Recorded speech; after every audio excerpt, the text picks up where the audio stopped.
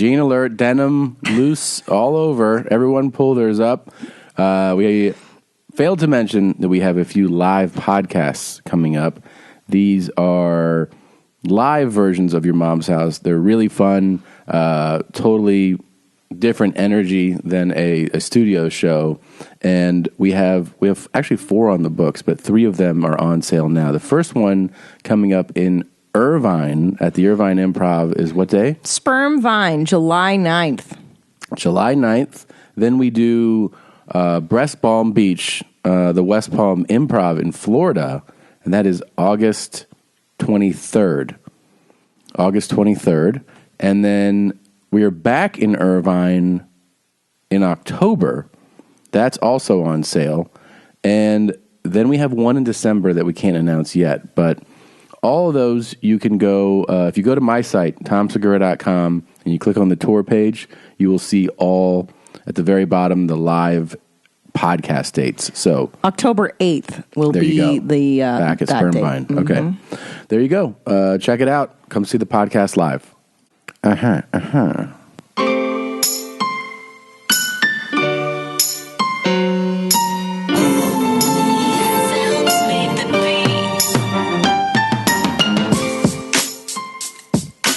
Big time shit coming up, Gene. Yeah, major. Can I go ahead and announce it? I think you should. I mean, I did it during the episode because it's such big news, but I'm proud to announce, finally, my special is taping in Seattle, June 24th at the Showbox Theater. Woo, boo, boo, boo. Tickets are available at thousandranch.com. There are 2 shows, a 7 and a 9:30 taping. I would love to pack that house full of mommies. Why not? So come see me there. And then ramping up to it, I just have 2 weeks left. I'm going to Denver Comedy Works June 1st through 3rd. Manfriend Disco at the Punchline June 16th and 17th, and then one last call show before I tape June 22nd here at Flappers Comedy Club in Burbank in the Yoo-Hoo Room. Again, all links on thousandranch.com. Shit is big time. I'm proud of you. So excited. Proud of you, girl. I gotta catch up to you. You've got I just farted. You have to catch up to I just farted? You got 2 5 specials and 6 babies and I do have a lot of 10 kids. marriages. I have a lot of kids. Thousandranch.com. For me, let's see, next I'm at the Rialto Theater in Tucson, then the Grand Theater in Reno, and then I'm doing Pachanga in Temecula. Oh. I then hit the Dirty South. I'm in Virginia. I'm in North Carolina, South Carolina. In July, and then I go to Montreal, Hampton Beach, Wilmington, Baltimore, also in July, and then I round things out in Australia, Mumstralia, all at tomsegura.com. Click on the tour page.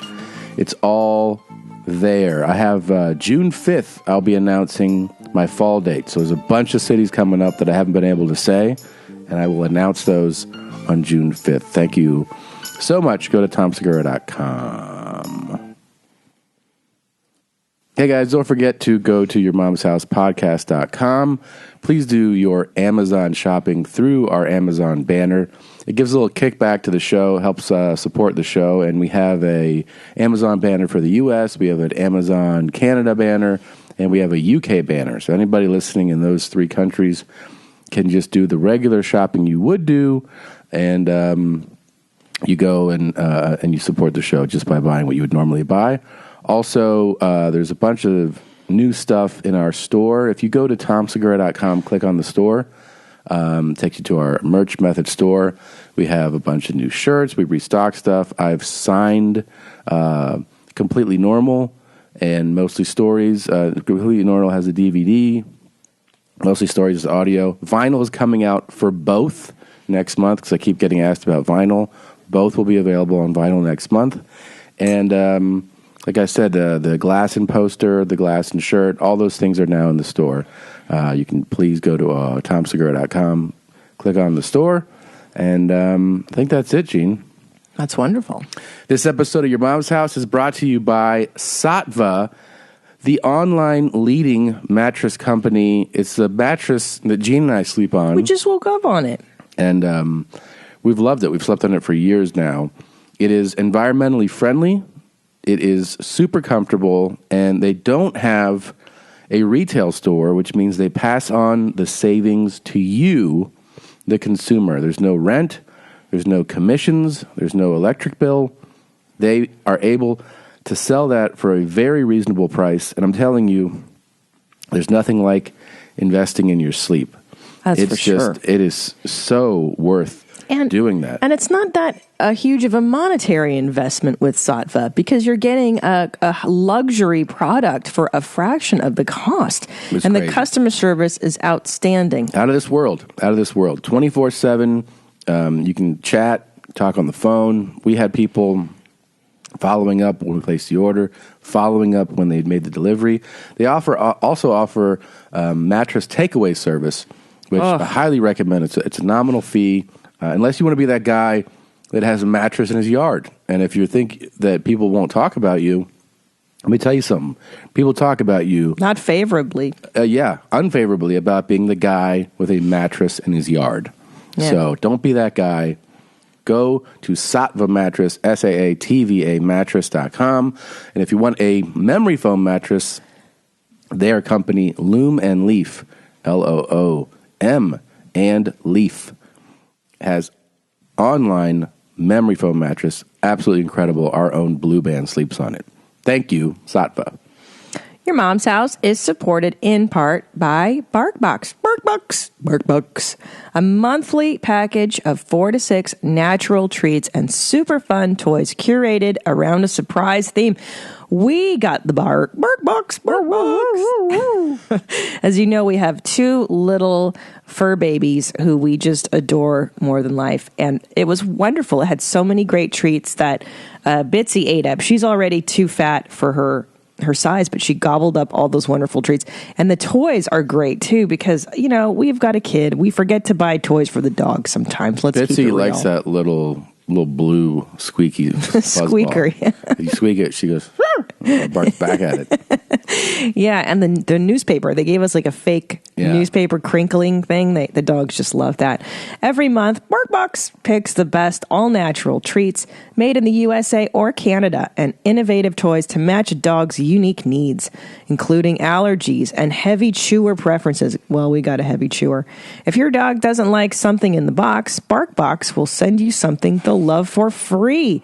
BarkBox is a great way to try a variety of treats and toys from local and small businesses that you may not otherwise be able to find.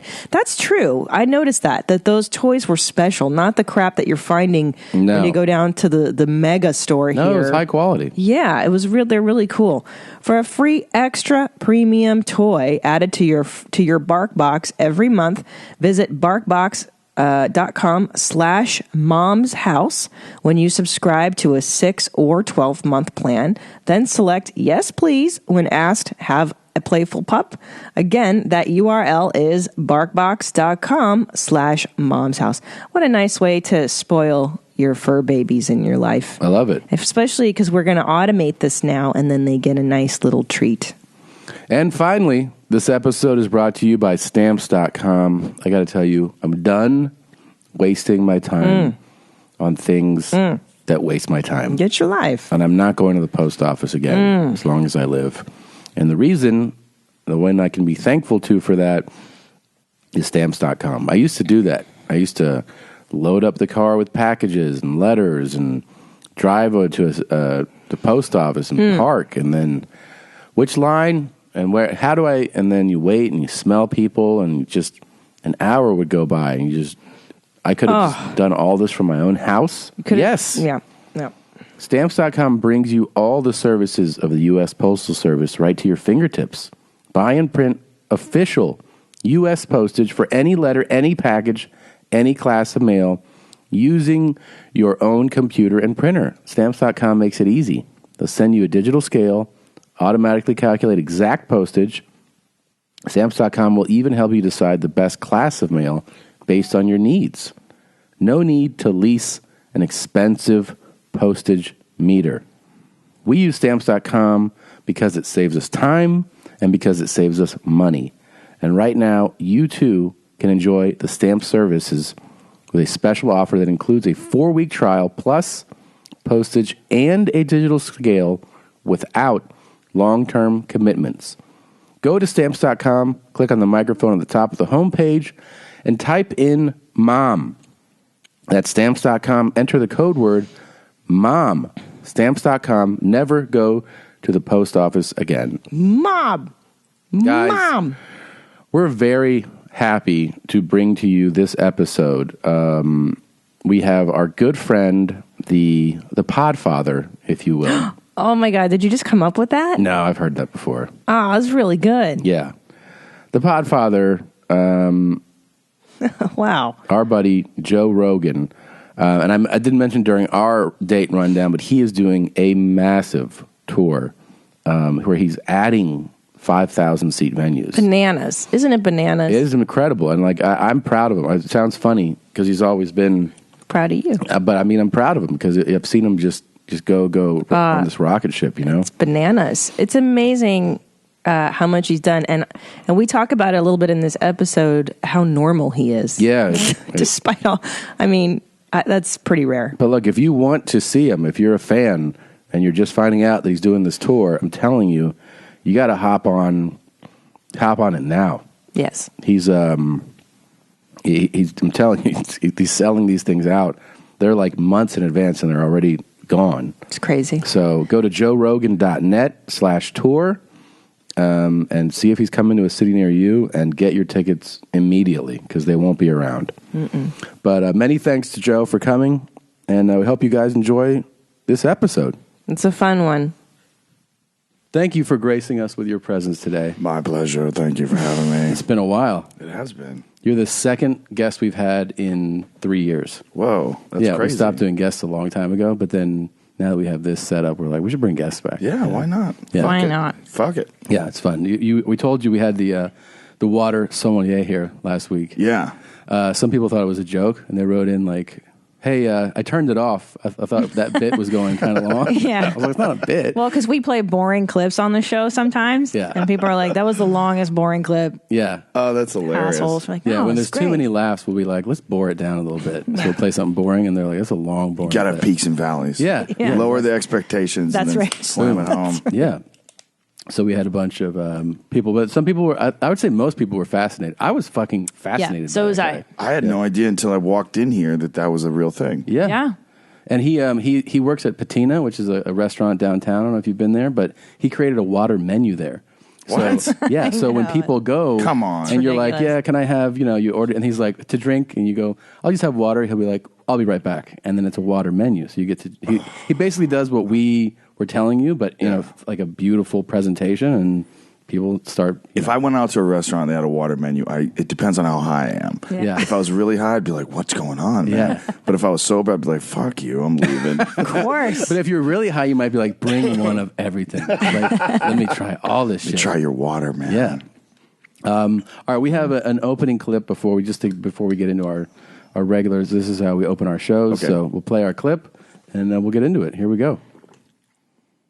Around June the 21st, when Terrance was Skyping with me, Brent Spiner said, hey, yoo-hoo, Terrance, something's going on with Matthew McConaughey's penis. And what was happening was all of my men's penises were being attacked. This shit is big time! Who is Randy? Don't bring anyone mother into this. Your mom in the fucking stand! Welcome to your mom's house with Tom Segura.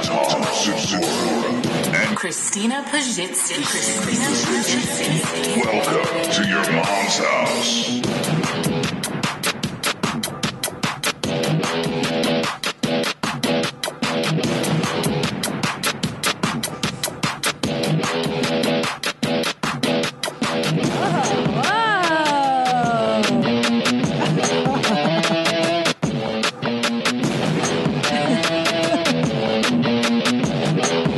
He's feeling it. Of course he's feeling it. How can you not feel it? Oh, I know.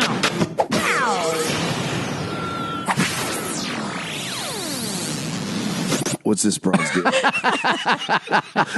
do you mean? Attacking penises? What is she talking Seems about? totally rational. Yeah. What is her deal? There's Yeah. I'm not She's really got sure. that one Forrest Whitaker eye going on. That right eye. Yeah. Yeah. And there's something about crazy that does something to your, the way you see eyes. Like you could tell, like if you were talking to her in person, you'd be like, even if she didn't say crazy penis shit, you'd be like, something's up with her. Oh yeah. Well, it's the gaze that doesn't break. That's right. Yeah. The no unbreakable. blinking. Yeah. It's a real indicator of insanity. It does a lot. Yeah. There was a very serious malware in the computer system at Church of Gale, and it caused all the men at Church of Gale to cause them to have all sorts of penis afflictions. It was very painful. Mm-hmm. Church of Gale. I think that's her own church, Church of Gale. Oh. Yeah. And why does she think it has to do with Matthew McConaughey? I don't know, but she goes on. The ordeal with the penises lasted for at least a good week in that June. So like from June 21st to June 28th, they were just having this ordeal with penises. Because of Jesuit trigger programming on the Church of Gale computers, they spent a lot of time in sick bay. We haven't seen a blink Matthew yet. practically had a vagina at that point. Yeah. What? She Practically said had a Matthew, vagina? Yeah. Matthew's penis went inward. But I think it's funny that she thinks that the Jesuits are targeting her. Usually you don't hear them mentioned the like that. Jesuits are very affable. They're fun. Yeah, they're I went usually to a highly educated. Jesuit and- college. Yeah. They like to drink. They like to party. They're not really into this stuff. You know what's interesting about her? If you didn't know any better, like if you spoke a different language and you listened to her talk, you'd be like, well, she seems totally rational. Yeah. Yeah. She's sitting there calmly. She's not Right. moving too much. Maybe she's an expert in like Sure. some Right. ancient civilization. This or is how a something. lot of cons happen. I'm assuming, Right. Yeah. Like I was watching that Bernie Madoff movie, the new one. It's really good with De Niro and Michelle Pfeiffer. Yeah, it Pfeiffer. looks It's good. called Wizard of Lies, and they were just talking about how like his greatest skill was just people manipulating, and he had this crazy thing where he was. That's the craziest part of all. He was already successful. He was really well off. He was a multimillionaire, and he's still, designed this Ponzi scheme to extract so much more out of people. And they said, because his reputation was such, and he was just knew how to talk to people, So- they're just handing over money, man. He was just in it to fuck people over, like Yes, for the fun thrill- of screwing people the thrill over. of it. Yes. the Wow. thrill. Oh, that's I a think real he just got sociopath. super addicted to the cash. Yeah. There's a great interview with him on Radio Lab, and it's really interesting because they have to interview him from jail. And so when you call someone in jail, you can only talk to them for 15 minutes, and then you have to wait off the phone for 15 minutes for them to come back on, and then 15 minutes again. So they're interviewing this guy in these 15-minute chunks, and it just cuts off at 15 minutes, and he has to wait. terrible.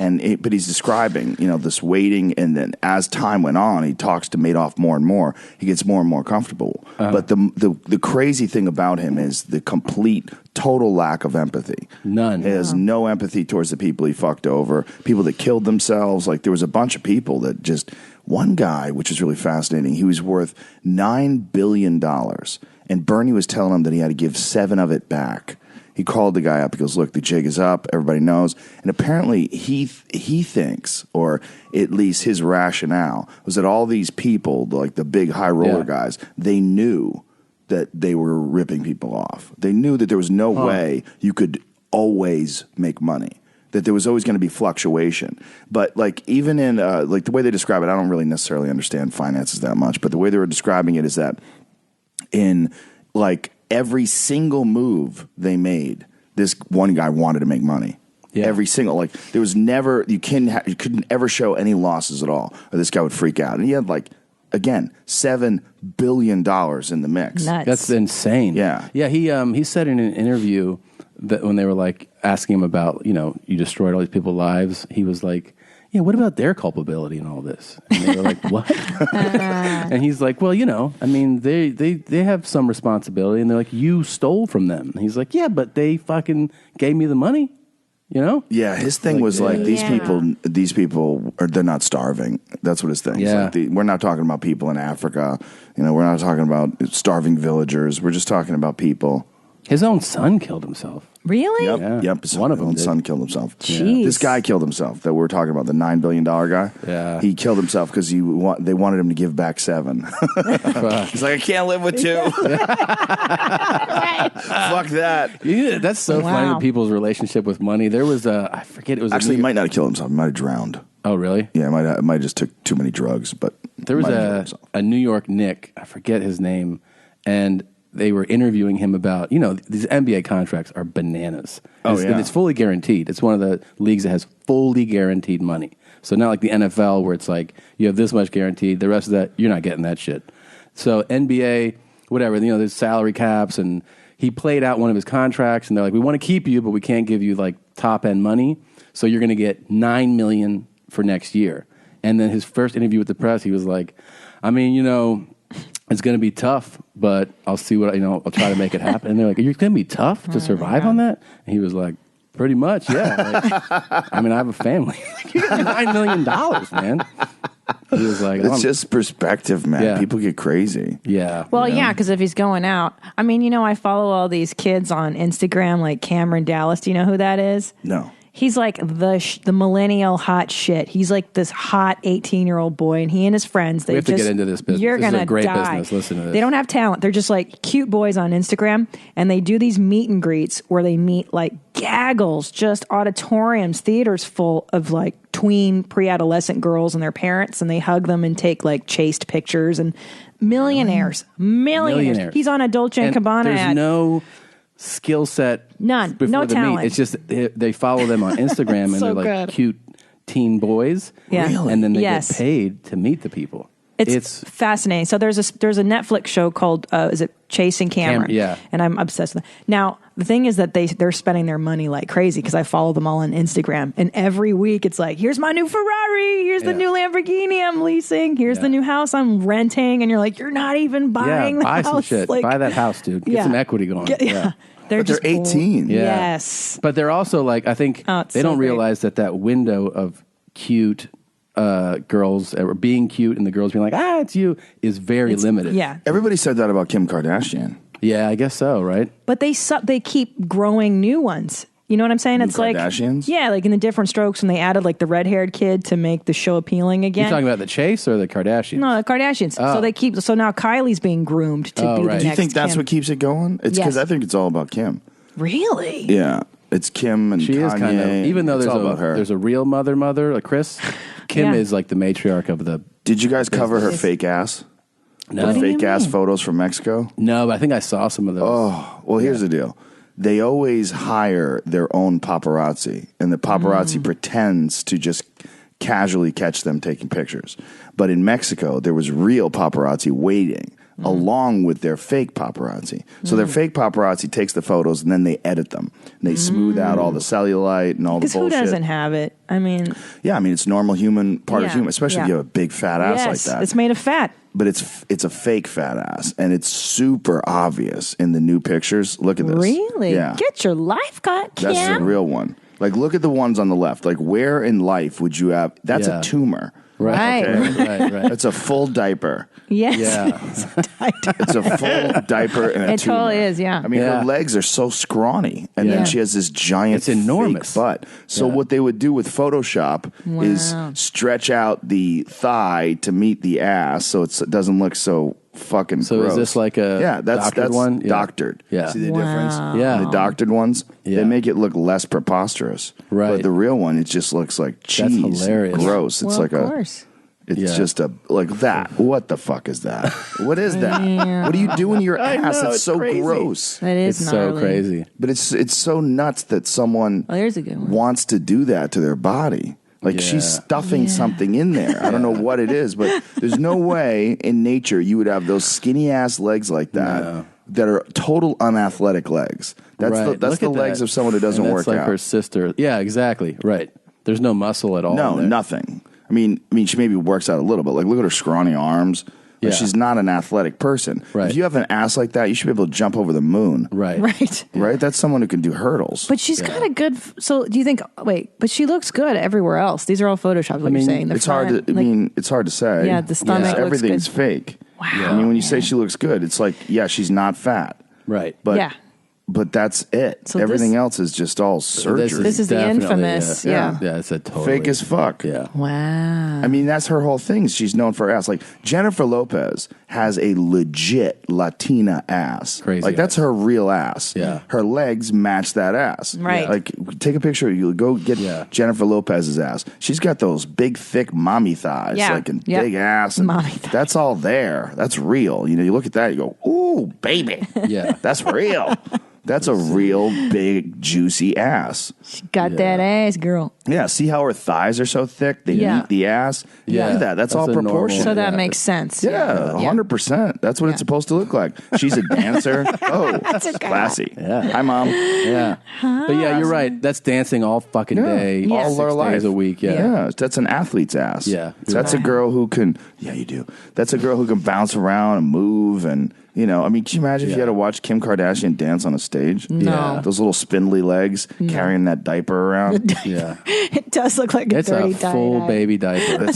We see that all day with our Yeah. son. It totally looks like Yeah. See, that's what an ass, a big, juicy, Yeah. real Right. ass, is supposed to look like. It's not preposterous. It's just outstanding. Yeah, yeah. I didn't know she had a butt implant. This She's got something That looks going that on. My more than mind is one. I would blown. say that's See, crazy. there's a photo there that has the two of them side by side. You just Where are cursored over it right there. That's Jennifer Lopez and Kim Kardashian. The one with the white right here. Here, No, right there. here, here. Yeah, that right there. Okay, See, let's the one see. on the left is Jennifer Lopez. Yeah. That's a real ass. The one on the right is Kim Kardashian. Is it?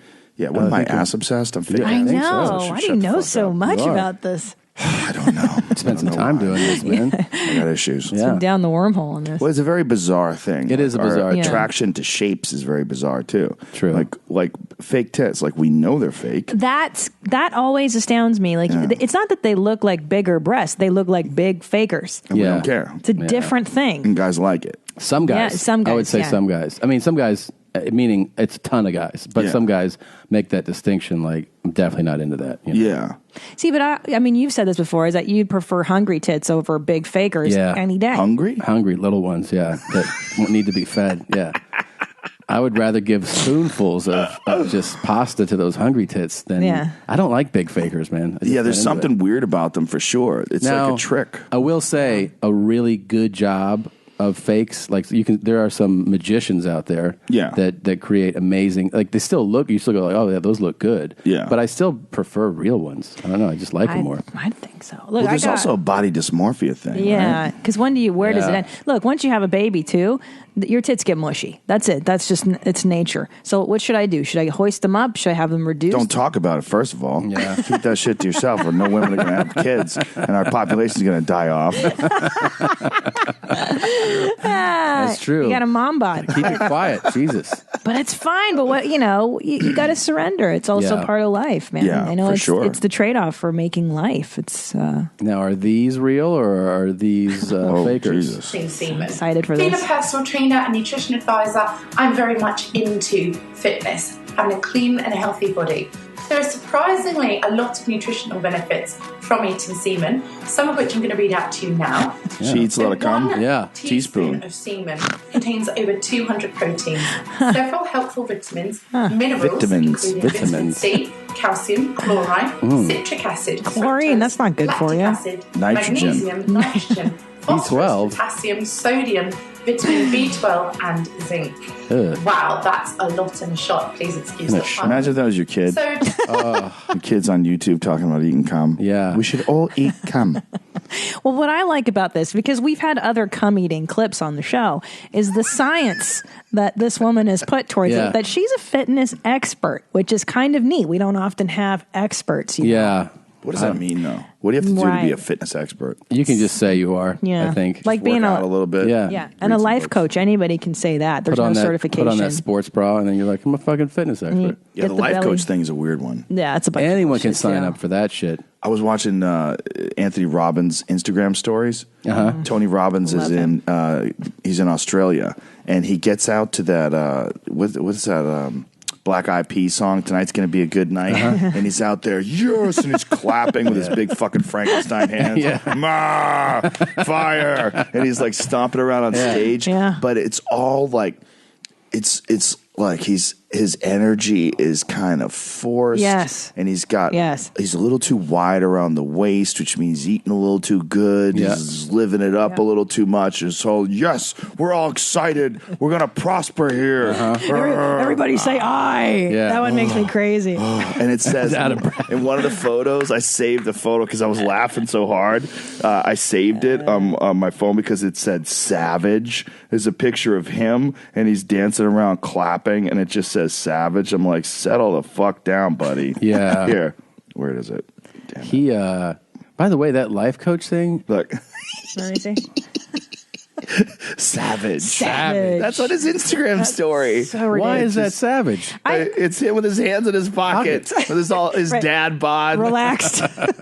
Some savage. So, I agree. I like Tony Robbins a lot, but I do too. the fake energy thing, if I went to his seminar and he made me fucking stand up and do jumping jacks every 5 minutes, I blow my brains out. Everybody I don't like- like that stuff. He's like, Yeah. let's Yeah. go. He's a fucking monster. He's a giant human, He right? has a giantism or whatever. Yeah. Does he actually? He does. Has a pituitary You can tell too, issue. like because like even the jaw, the facial features. So he has like a very mild form of it? Is I that think what it is? so. Yeah, Some Think form, he has yeah. a giant hog? probably. Yeah. It's I bet gotta it's be part of what his confidence is, right? We gotta sure. ask him. Every time he's probably meeting with his team, and there's enough pushback on something. He goes, "Let me show you something." It's a fat roll of Stands up. carpet. He's like, "Look at that thing," Slaps that thing down on the and then table. the intern's like, "He's got a point." Rolled up pizza dough. Just Oh yeah, it looks like one of those Cinnabons you buy at the grocery Yeah, they store. pop open. pop Right, open. right. Sure. I love bread those. comes out. Those are good. Those are so good. By the Speaking way, of good, look how thin you are. thank you, healthy buddy. bastard. I've Look at you. been working at it. Thinner than Bert still, I think. Oh, your Bert went right back. By the way, so that whole Wait, experience, read her comments though. Do you think? Oh, yeah, this is Do you think hilarious. people are? This is hilarious. I've can't been stop drinking there. comfort she- vitamins for years. She's I know. Oh, it's she's so- got cum in a bowl? It's a friend. It's a friend, She's like, I'm yeah. not in a relationship. A friend did this for me. a friend. What a nice Yeah. guy. Well, listen, I would say, honey, I'll come in the bowl for you, but honestly, the best way is to just suck it out. That way you get it all. I mean, just for your sake. You know what I mean? You don't know. wanna- I have a feeling a lot of guys feel that way Let me too. watch this. Yeah, I know. This isn't porn. I'm not into watching people eat cum. I know. It's weird because outside of porn, it's disgusting. I think But in porn, by the way, when it's like 8 dudes in a glass, that is fucking God. gnarly. Oh, those are my favorite. I have those You like bookmarked. those? No. I have them all bookmarked. Oh, there's not enough guys. Only 8 guys. She's It is- hungry. Feed her. And it's so like you can tell the real savages in porn who are just like and they keep it and it's like Yeah. no big deal. But you can also see in the face, like you can read someone's Oh, yeah. when they're like and you see that and they're like The flinchers. The flinch, yeah, and The they're ones like, with the fake enthusiasm. Well, Yeah. yeah. I It's mean, gnarly. But you got to think the ones that are really into it. Like, no, they're not. I mean, you've got to be so fucking damaged to be like, I love 8 of it, 8 guys, 10 guys. no, it's Right? not. Count a teaspoon that was produced Oh, mommy. to give you an idea. It's on the She's going to get close to the camera. It has that kind of. It smells quite mellow. It smells like No. bleach. Oh, that's on my nose. A little bit closer. Oh, no. Don't want There's that. even more benefits to drinking semen for women because it's Oh, there you go, actually an babe. antidepressant because it contains melatonin. I can just my God, I take don't know why she keeps melatonin. teasing the Yeah, you audience just with get it. that from vitamins. All right. Don't. Ooh, I just got the don't. chills for real, though. Oh, Jesus. Oh, she's showing it to you. She's dripping in her You mouth. nasty as hell. Nasty. Salty. Surprisingly salty. No, it's not surprising. Well, It's let's see cum. if everybody's The guy who who's served what it they're to you. writing. I produce some of my own semen videos. Watching this. Give me a call if you ever need some straight from the source. Right from the tap. I hope you at least give the donor a hand job, you selfish twat.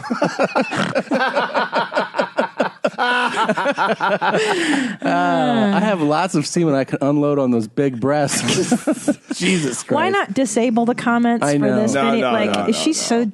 Keep him rocking. Would you date her knowing she's drunk? She's drank so many cum shots? Yeah, of course. Yeah, who cares? I used to have a whole bit about that. Yeah? I dated a girl once, and she told me that when guys drink fruit juice, especially pineapple juice, Oh, yeah. it makes your cum taste better. And I was like, how many dicks do you have to suck fuck before you figure that out. Yeah. Like that's It's not one like or two. asparagus. Right. Yeah, Not good. Okay, let's try roast beef. It's like the idea that you figured that out through trial and error. Like there's something really delicious about your cum today. Like what's different? What did you have? Let's go over my diet. To do an autopsy of it too. Oh, I drank some water and I ate a pineapple at lunch. I got some water from Hungary. That helped. Did you? One thing I don't think you got to see throughout. There was a 4-month buildup basically to the weigh-ins, the Bert Who Is Fat weigh-ins, where Bert Kreischer and I came on. Well, I did see a little bit of it on Instagram and on Twitter with the hashtag Bert Is Fat. You saw some of that. Did you see how? I mean, like we had. I want to show you this. This is like people would call in or like send in videos saying Bert is fat in different languages. Oh my gosh, no, I didn't it was see that. amazing. Why is Bert Chrysler so fat? Herbert Rauer. Kurwa, dlaczego Bert Chrysler jest taki gruby? Bert Kreischer, you are a fat cunt. You're a fatter cunt than Tom Segura, mate. And then this was my International's favorite the thing. best. This was amazing. People that listen to the podcast that teach English as a second language would use the whole fat battle to teach English abroad in different countries. So this is in India, in Japan. He's fat. You have a Oh my weight God. problem. You have a weight It's in India. Bart Chrysler. Bart Chrysler. And you are fatter than Tom. Oh my God. Doesn't go to the gym. Chrysler. Bart Chrysler. Is fat. Oh my God. Does this freak you guys out when you see how popular this is? I love it. Yeah. When I mean, there was. I remember the first time we figured out that anyone was listening. It was back when we were with Red Band. So this is like 2010 or 2011, and we were doing shows, and we put out a thing like, "Hey, tweet this." And the first time that we saw, like the next day, that it was pages of people tweeting it, I was like, "Oh, there's actually people." I thought there was like 100 people listening to this thing. Yeah. You know, I mean, I didn't have any idea of it, but when they got to this thing, and they're coming in from different parts of the From the world. And then we did a thing of "Hey Mommy, thanks jeans," where we would go through. So you've seen that video where you just say that to like the teller, and then we started getting submissions from all over the world, from police. Police did it. People like in the squad car. Yeah, in the squad car, pulling people over. It was. We had a cop It's so do it. fun. He ordered his whole like on the job. He used all the inside language to order it. And, like he's in uniform and like it's just bananas, man. Yeah, it's weird. I like, you know what I like is the silliness of it. Like the fact that all over the world, something that's stupid, it's a shared joke. Yeah. You know, like that's what I like. Stupid. Bert Chrysler, why is so fat? Bert is fat. Yeah, we just got like hundreds of these, man. Like hundreds of them. Yeah, it's really nice. Yeah, it's strange, right? It's strange. This whole podcast thing is very odd. Yeah. Your podcast, by the way, like I remember I'm on like I think episode 3 or 5 of your podcast. Wow. Like somebody sent me the thing once. They have like it documented all the episode numbers, and they're like, you're on like one of the first 5 or 7. And I remember it was on your couch in your office at home. Yeah. And you kept telling me to sit forward. You're Yeah, like, the "Sit." couch is weird. Yeah. Like, couch seems like it's a good idea, but it's a terrible idea. But I wanted to ask you, who gave, like, I remember you said that, like, you like the Opie and Anthony model of, like, just talking. Yeah. But did anyone else have one where you're like, oh, people will listen to this? Like, were you thinking of someone else's podcast? Like, how did you know anybody would listen to one? I think Adam Carolla had a podcast. He had it at back the then? time. I think he did. But when he had it, it was like a radio show. Yeah. He did his like a radio show. Still does, right? Yeah, Oh, yeah. Well, that's actually his downfall now, I think. Really? Yeah, I think people they don't want to hear commercials every 15 minutes. Right. It's not necessary, you know? And I think I just liked how Opie and Anthony had just people come in with no structure, a bunch of comics, and just hang out and start talking. Did you ever imagine, like, that your podcast would be, like, where it's at now is crazy, man. It is really crazy. No, there's no way I could have imagined it. I wouldn't have believed it. It's so nuts. No, it's just Bananas. Yeah, I just thought it was fun to do. I mean, and like people mention it to me all the when I'm in an airport. They'll mention they're like. It still happens. They'll even mention the weight loss. Like I saw the weight loss podcast last week, and but that I mean, it's podcast everywhere. got one episode got more than 6 million, and the other one was like close to 7 million. That's so crazy. That's nuts. Downloads. That is nuts. And then there's YouTube views on top of it. Yeah, millions on YouTube. Yeah. How did you even know? How did you know? I mean, I remember we heard, Joe's doing a podcast. Well, what is that? Like, how did you even hear about something Well, like I started doing it on Justin TV, which was like this online webcasting thing way back in the day. And what we would do is we would do it live from the green room. And Joey Diaz would always get mad, shut that fucking thing off. Yeah. We'd have a laptop, and we'd be streaming from a laptop, like from the little webcam. So we'd have a little, this was back before laptops had webcams built in. Yeah. So we'd put a little webcam on top of it. Sure. And we'd talk, and people would like. And you were doing that Remember this. before all this? Yeah. That was a long time ago. Yeah. And then that was probably like 2003 or something. Whoa. Like that. Yeah. That's really long ago. Yeah. And then when I got back from Colorado, I was kind of bummed out.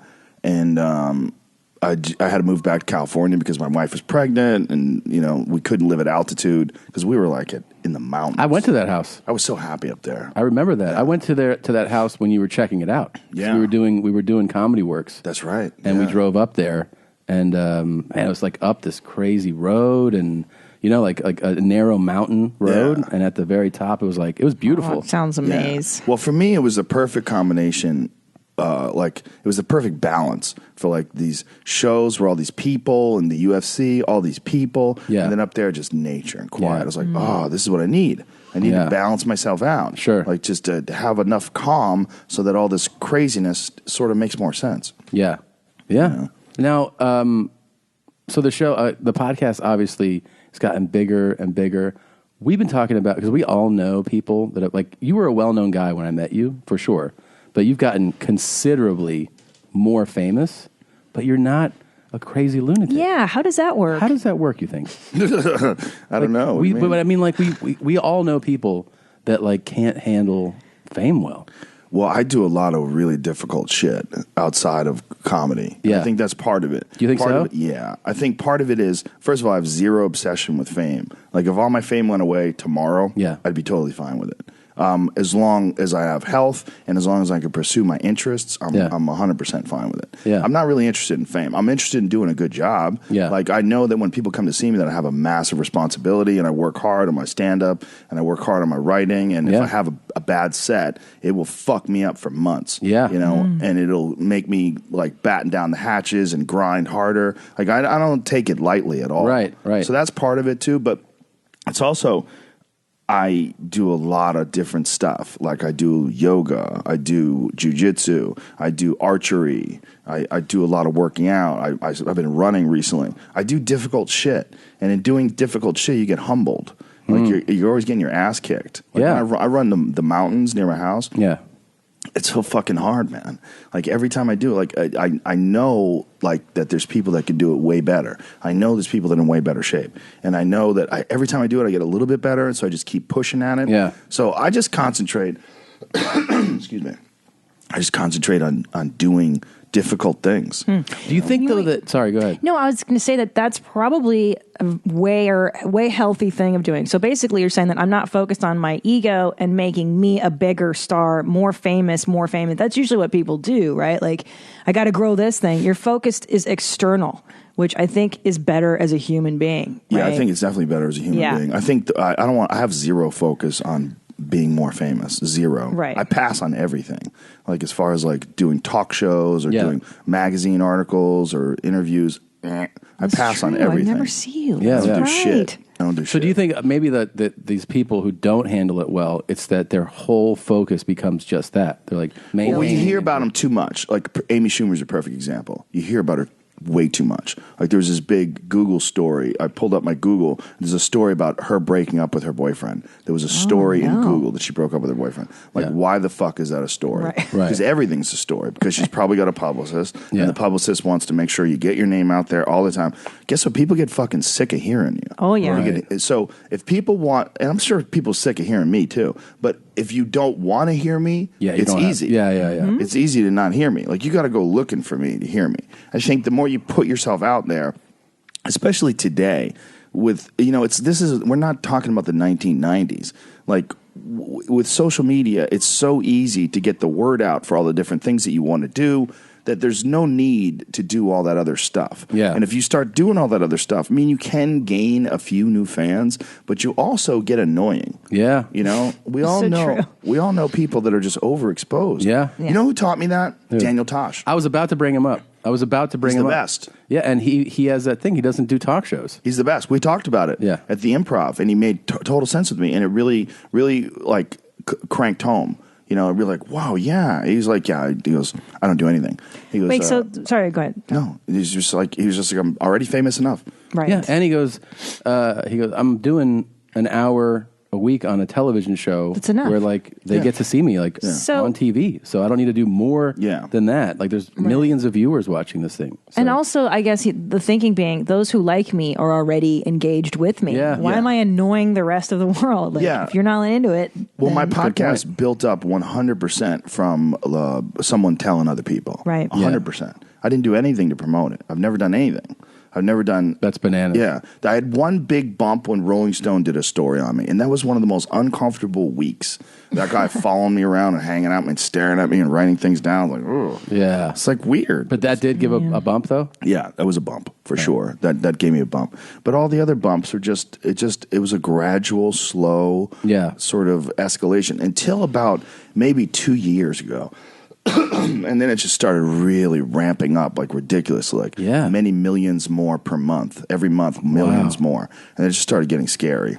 We always referred to, like when I'll talk to other people about it too, about your model of, because I feel like it's definitely one of like your ideas. Just hit them with content. In other words, just put stuff out there all the time. Because that's like every week. I mean, I'll just be on Instagram and I'll see you're like, you had a physicist on, then you have a comedian on, then you have a fucking hunter on, and you're just like, well, I'm just putting stuff out there, and then whatever you want, consume it. But it's also, honestly, it's selfish because these are all just people that I want to talk to. Yeah. So like if I had Lawrence Krauss in the studio, who's a theoretical physicist, I have questions. I want to ask him about the birth of the universe, what he thinks the boundaries of infinity are, and all these different fascinating people. So I have these one-on-one conversations with no interruptions for 3 hours with someone who you would never get a chance to do that in real life. Because if you were at a dinner table with them, they would get up to go to the bathroom, they'd check their phone, other people would chime in, someone else would come over. But this is your own conversation. It's just you and them alone in a room, just staring at each other, and you get an education through that. Like I've become a much better conversationalist. I think I understand people better. I understand motives better. I understand interaction better. I understand ego. I understand all kinds of weird stuff you pick up. It's like data chunking. You just sort of recognize patterns in people and you start applying them. I just have a much better understanding of myself and of people and of being a good conversationalist. Yeah, you're definitely highly skilled at it now. I mean, not that you weren't before, but I mean, I think it's obvious. Like it's a skill you develop because you work on it all the time. Well, it's crazy because I never thought it was a skill. Yeah, before I started doing podcasts, I would never thought being a conversationalist is a skill. Yeah, I would have thought, you just talk to people. I notice it more like as somebody that does podcasts a lot when I watch, especially if I watch a television interview, I can tell, or I listen on the radio, I can hear that this host is a giver, like a gracious host. He's letting his subject, say what he has to say. And then I can also feel like, the host is trying to dominate. You pick up on it. Like you're like, he's making it about himself all the time. That is an issue with people. Yeah. Like sometimes someone will interrupt a really good story and take a sidetrack where they talk about themselves, like they have an opportunity to talk about themselves, but you're in the middle of a story. Oh, Brian. And you've done this. Yeah. And it just becomes a real problem. Yeah. 'Cause a lack of awareness and a clumsiness can really sabotage and throw a monkey wrench into the gears of a conversation. Yeah. And it makes it real awkward because the other person's aware of it and they're trying to be gracious and get through it. And then, when someone else is talking, when two people are having a conversation and someone else is just kind of like clunky, like it affects the way you're able to communicate. So like as a host of a podcast, when you're having a conversation with someone, part of the skill of it is like trying to figure out how to get that person the most comfortable and the most relaxed and then the most like asked the questions with enough economy of words to get them to express themselves the cleanest. Right. That's why I don't like participating in or listening to podcasts with too many mics. No. Yeah, I don't I've like done it. them. Yeah. They get rough. worst. Yeah. They get rough. It's too much. Yeah. And usually what happens is, at least for me as a listener of one of them, I'll be like, every interesting point that I was looking for, like I can hear coming, gets derailed. Yeah. And I'm like, well. Gives I me can't- anxiety, even Yeah. watching CNN sometimes. They'll do a yeah. split, and there's like 6 people on there. Yeah. And I'm like, I just want to hear one person, dude. I don't want to Yeah. hear all this. Makes me Yeah, nervous. it's too much. Reminds me of CNN does like 9 sometimes. Yeah, it's too much. too many experts. And they're all just like trying to get their sound bites in. Yeah. It's so obvious. I was watching something on Trump the other day, and it was just fucking gross. What do you think of no. this whole current state of things with Trump? It's what happens when you get a guy who does not understand what being president is and is used to running businesses. Yeah. And then all of a sudden you let him run the presidency and he's trying to run it like a business. Yeah. He's firing people that he doesn't agree with. Like, I didn't know that the president could just fire the FBI chief like that. Yeah, I didn't know it either, but Like when he fired Comey and he's Yeah. like, he's a real pain in my ass with Yeah. this investigation. Like, Yeah. what?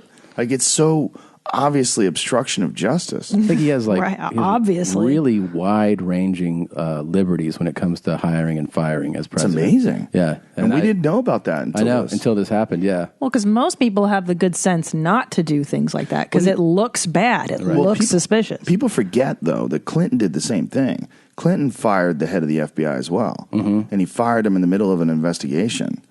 I forget what the investigation was. I forget what the circumstances were, but it wasn't as egregious, but it was pretty similar. because this feels like, I mean, at least from the outside, it does feel like, every day it feels like this is heating up into some like major scandal. Who knows? Because evidence-wise, I know it's always pointed out that we don't have any, smoking gun yet, but it does feel like it's cooking up into something. I don't know. I think everybody wants it to. That has that sense too. Here's a question: like, what's inappropriate and what's illegal? And I Right. think Right. a lot of it's been inappropriate, but how much of it is illegal? True. Like Sam Harris has a podcast where he had these political experts on talking about what Trump did when he had those Russians over the White House, Mm-hmm. and he gave them top secret classified information about ISIS wanting Yeah. to use laptops to blow planes up. Yeah. And he's like, hey, when you do that, you've compromised all these people that were embedded in ISIS, Yeah. that were telling the government about this plan that they have. Sure. Now they have to get these people out and hope these people don't get assassinated. Like, you can't, like, in him thinking that he's sharing information, like, I'll let you know a secret. Yeah. Like, what you're doing is you're exposing sources. And it's obvious too that like he's the type of guy that loves having that share a secret moment. Like Yeah, I'm for sure he sure. was like, "Yeah, I gotta Right. tell you something."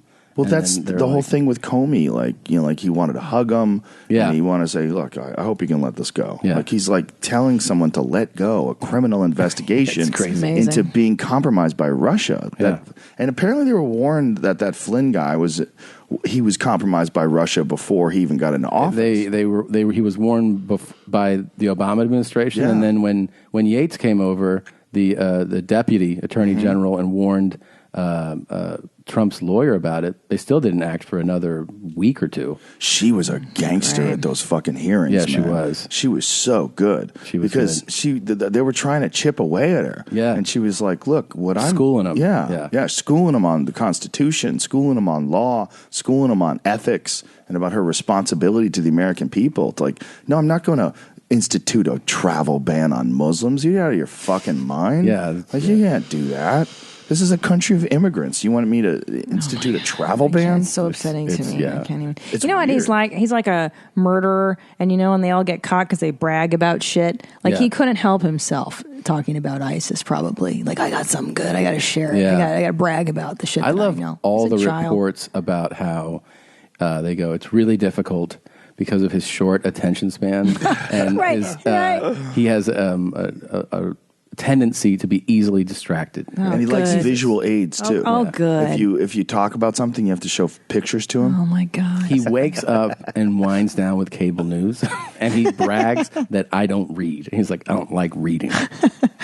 Not a Rita. Yeah. You know, another thing that's hilarious. Let's talk about the shows that he watches. They're number one because everyone knows I'm watching. Oh, right. Like him saying that everyone knows that he's watching these Fox News shows. Oh, boy. It's hilarious that he believes that that's why they're number one. But we've never had a president like imagine if Obama did that. If Obama said, well, the reason why this show is number one is because I watch it. And everyone knows that I'm amazing. Yeah. What? Everyone loves Obama. Yeah. He loves Obama, so I love him. Always in the third person. Yeah. Like he was talking about Kanye. Kanye loves Trump. He loves Trump. Yeah. You know, everyone loves Trump. But the fact that he talks about himself like he's fucking Roy Jones Jr. Oh, my God. Like when Roy Jones is in his prime. Yeah. And Roy Jones is, he was the baddest motherfucker on the planet. And he was talking about it in his prime. It was a way to establish that he was, it's a psychological thing. Yeah. He was like, when Roy Jones Jr. gets out there, Roy Jones Jr. is going to take care of business. Yeah. And everybody's like, okay. Yeah. Yeah. It was like a separate power almost, right? Yeah. Like he's like, I'm talking about this other aspect of myself. Yeah. He was talking about like this superhuman force that was Roy Jones Jr. Man, when Tom gets on stage, it's just gonna go down. Tom Segura rocks the house. Tom Segura rocks the motherfucking house. I wonder how many presidents in the past were this psychotic, but because of Twitter, maybe it's because of things like Twitter that we now see inside. I mean, what if Nixon was this batshit crazy too, but because of the limited access to You ever social... seen that HBO Nixon tapes?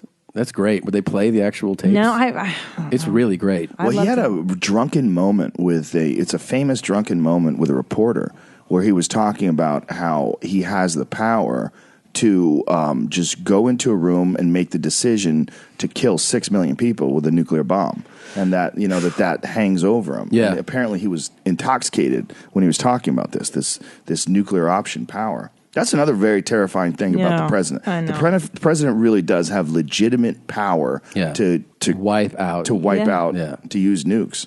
I mean, he has a lot more power than we thought they did because there was so much restraint showed by Clinton and even by Bush, believe it or not. Yeah. Like Bush has even criticized the Trump administration, which is crazy. Yeah. Yes, that's Bush. true. I mean, Bush seems like a fucking like a liberal daisy compared to. He's so reasonable. It's like Einstein compared to fucking Well, the Trump. Supreme Court, when the Supreme Court ruled against one of Trump's things, and Trump's like, I'll see you in court.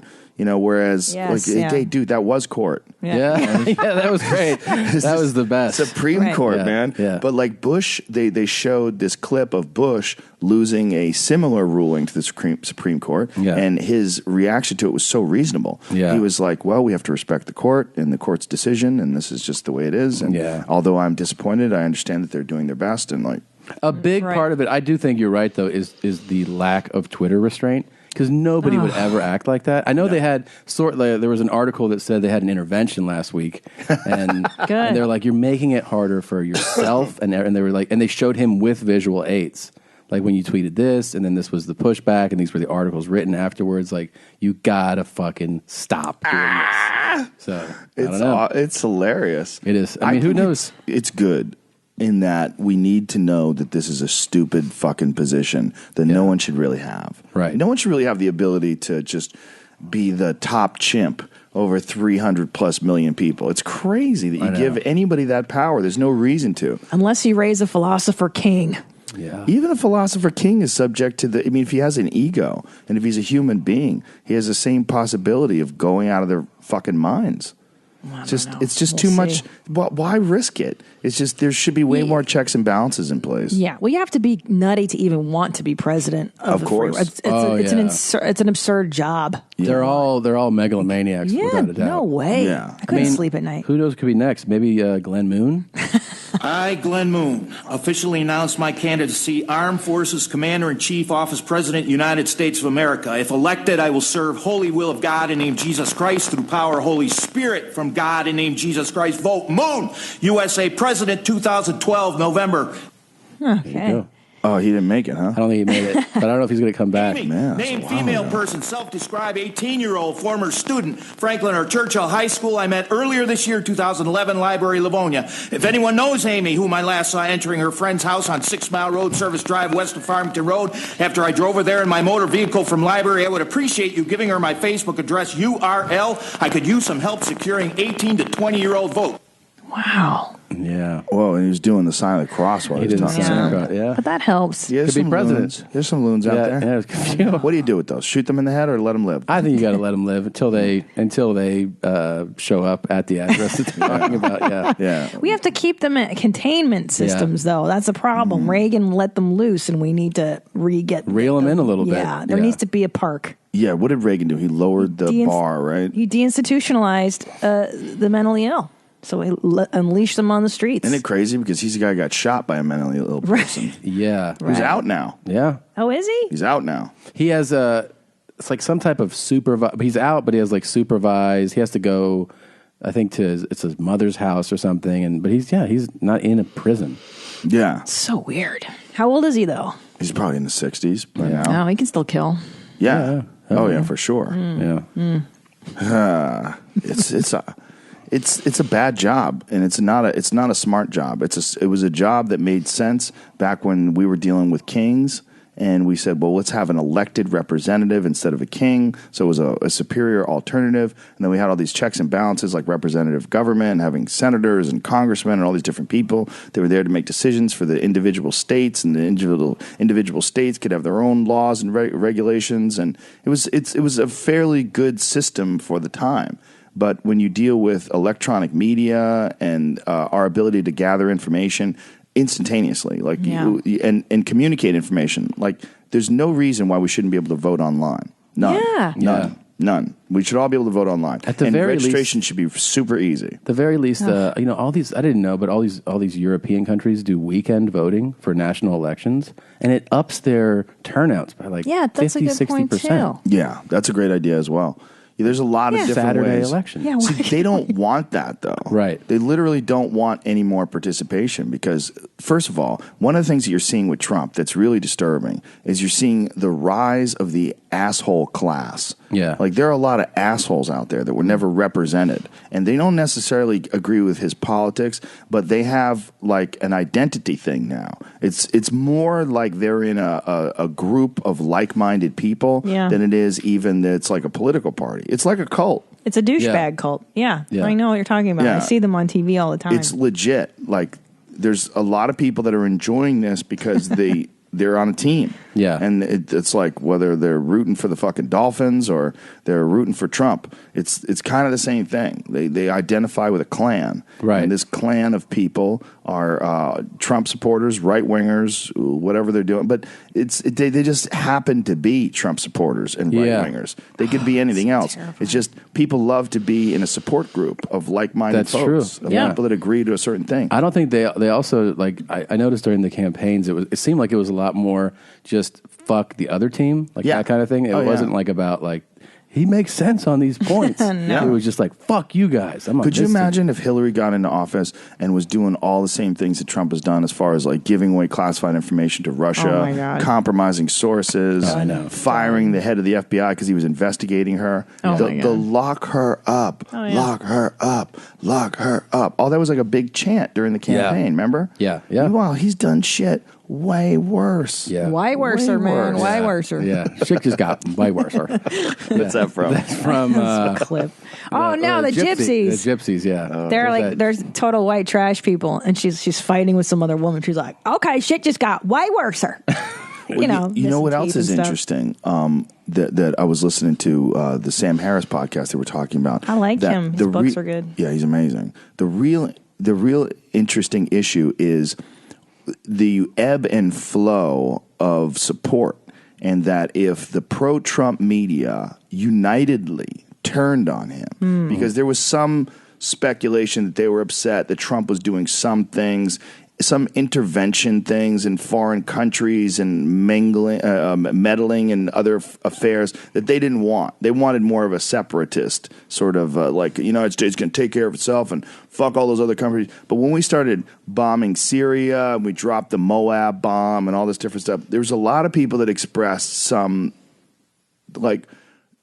some discontent. This is not what we wanted. It's not what we signed up for. Right. Yeah. If it turns and they united as a united front, turn on Trump, the very people that support him, which, by the way, could absolutely happen. Sure. Yeah, when you're a guy who mobilizes those armies of assholes, they're subject to turn on you, especially if you're clearly an asshole yourself. Sure. And if he does enough asshole-ish things, and then one day they just decide to turn on him, they were talking about this, like this could be catastrophic for his campaign. Like it literally could. The very people that put him in office, this same group, if they have someone who represents them better, whether it's a Ron Paul or someone else, someone who they can get with philosophically, but they don't think like, for whatever reason, they just decide they don't like him anymore, which can easily happen. Totally. Well, it can happen too because I don't think Trump really believes all the crap that he was saying that he was behind. Like, do you really think he's anti-abortion? Like, how many abortions has that motherfucker probably paid for himself?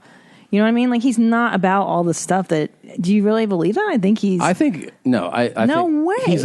He's a great. You have to give him credit for being the super talented self promoter. Right. He's super He's talented galvanizing at them selling on- things in the moment. Yeah, I don't think he believes He all doesn't that. believe in all I know that that he definitely lost at least a segment of people this past week with having his first foreign trip to Saudi Arabia. Yeah. Like there was a lot of people that were. I mean, I'm talking about like very, very hardcore, far right people that were upset that like, what are you doing going there on your first foreign trip? You should be having them pay us back for 9/11. You should, why are you basically mingling with them, negotiating an arms deal? I mean, it's just there's going to be things that pop up every week that people will get upset about. Have you seen the picture of Trump and that Saudi Arabian guy and some other dude holding onto that glowing ball? Yes, it's so creepy. What is that glowing ball? I don't know. What is that? I don't know. It's like a global. It's Islam globe. Yeah, and it's like showing. It's funny too because he was like the anti-globalist campaign guy, right? Yeah. It was like America First, nationalism, and then now it's like it's a global.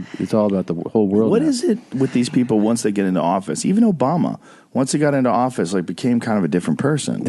I think, well, especially like when you're in that first term, I think everything just shifts to like I gotta get that second term. That's all they care about. I mean, you think that's it? Or I think that's a big part of it because they especially like the one thing I will say I think I noticed with Trump is I think at the end of the day I don't think he cares about anything other than winning the campaign, winning votes, winning. For him, I think he's a highly, highly, highly competitive guy, and to him, it's just like everything is about. It's a victory, whether it's this executive order signed. This is like a victory. When the healthcare thing went down, that was considered a loss. I think that probably was destructive to his whole psyche. And I think all he wants is to win again, have another shot at the presidency again, only because it means he won, not because he really cares about being president. I think he just wants to win, man. Yeah, it could be. Yeah, I mean. I'm enjoying the campaign, like the coverage of Melania hating him. Like they're claiming stuff like he tries to hold her hand and she swats it away and shit like that. Really? I enjoy. Yeah, I mean, I think there's a lot of stuff laugh. they reach obviously for anything, right? Like if you're that's the thing is like the level of scrutiny on everything. It's like they were holding hands and then they let go and they're like she swatted his hand away. Like they want to. There is a great animated GIF though where he looks over at her and she's smiling and then he turns away and she's like.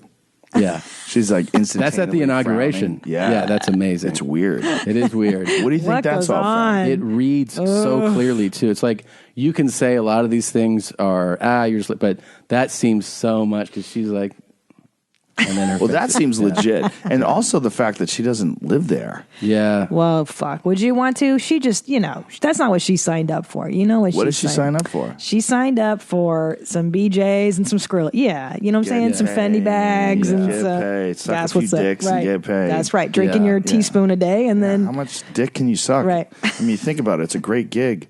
Yeah. Because he's probably only horny a couple days a week. He's old. Yeah, he's 75 or something like that. Right? Yeah. He can only probably get it up a few days, even with Viagra. Yeah. He probably only wants pussy a few days a week. Yeah. And then the rest of the days a week, she's driving Rolls Royces. Shopping partying. in New York. Yeah. Having a good life. Trump. So she's down. right here, right? And like, so he's going to turn back, smile, big smile. Right? Yeah. The big smile. That's weird. But you forget she's my tribe. This is actually the coldness of the Eastern Blocker as well. Yeah. Like my stepmother had a little of that on her. Little? Yeah, a lot, yeah. Yeah. So do you Very think that Eastern it's European. also like part of the reason why she accepted this position in life in the first place? It's like there's like like a pragmatism, like a cold pragmatism, like this is a good move. Of course. Yeah. Well, she was a hot chick, right? She's like a model. For sure. So that's what you got to do. It's, you can't model forever. Pictures of her in a lesbian sort of photo shoot type thing. I know there's some nude modeling. everywhere. Yeah, she did some nude modeling. You're a good-looking lady, you know. Very, very pretty. There's nudie pics of our first lady. That's crazy. That is crazy. It'd be crazy if there were like butthole pics, you know, if she like did spread them shots. Yeah, it looked like a string of spit leading to her fingers. And we're back to your mom's house. All right. Whew, I got serious for a minute, but we got back to the important stuff quick. We're living in one of the weirdest times ever in human history. Yes. It is, yeah. Because it's total uncharted territory. What was that? Just glassing. Dude, that's become, in the hunting community, that's become a giant punchline. It is all over. Like I sent you that Meat thing Eater? from Meat Eater. Yeah.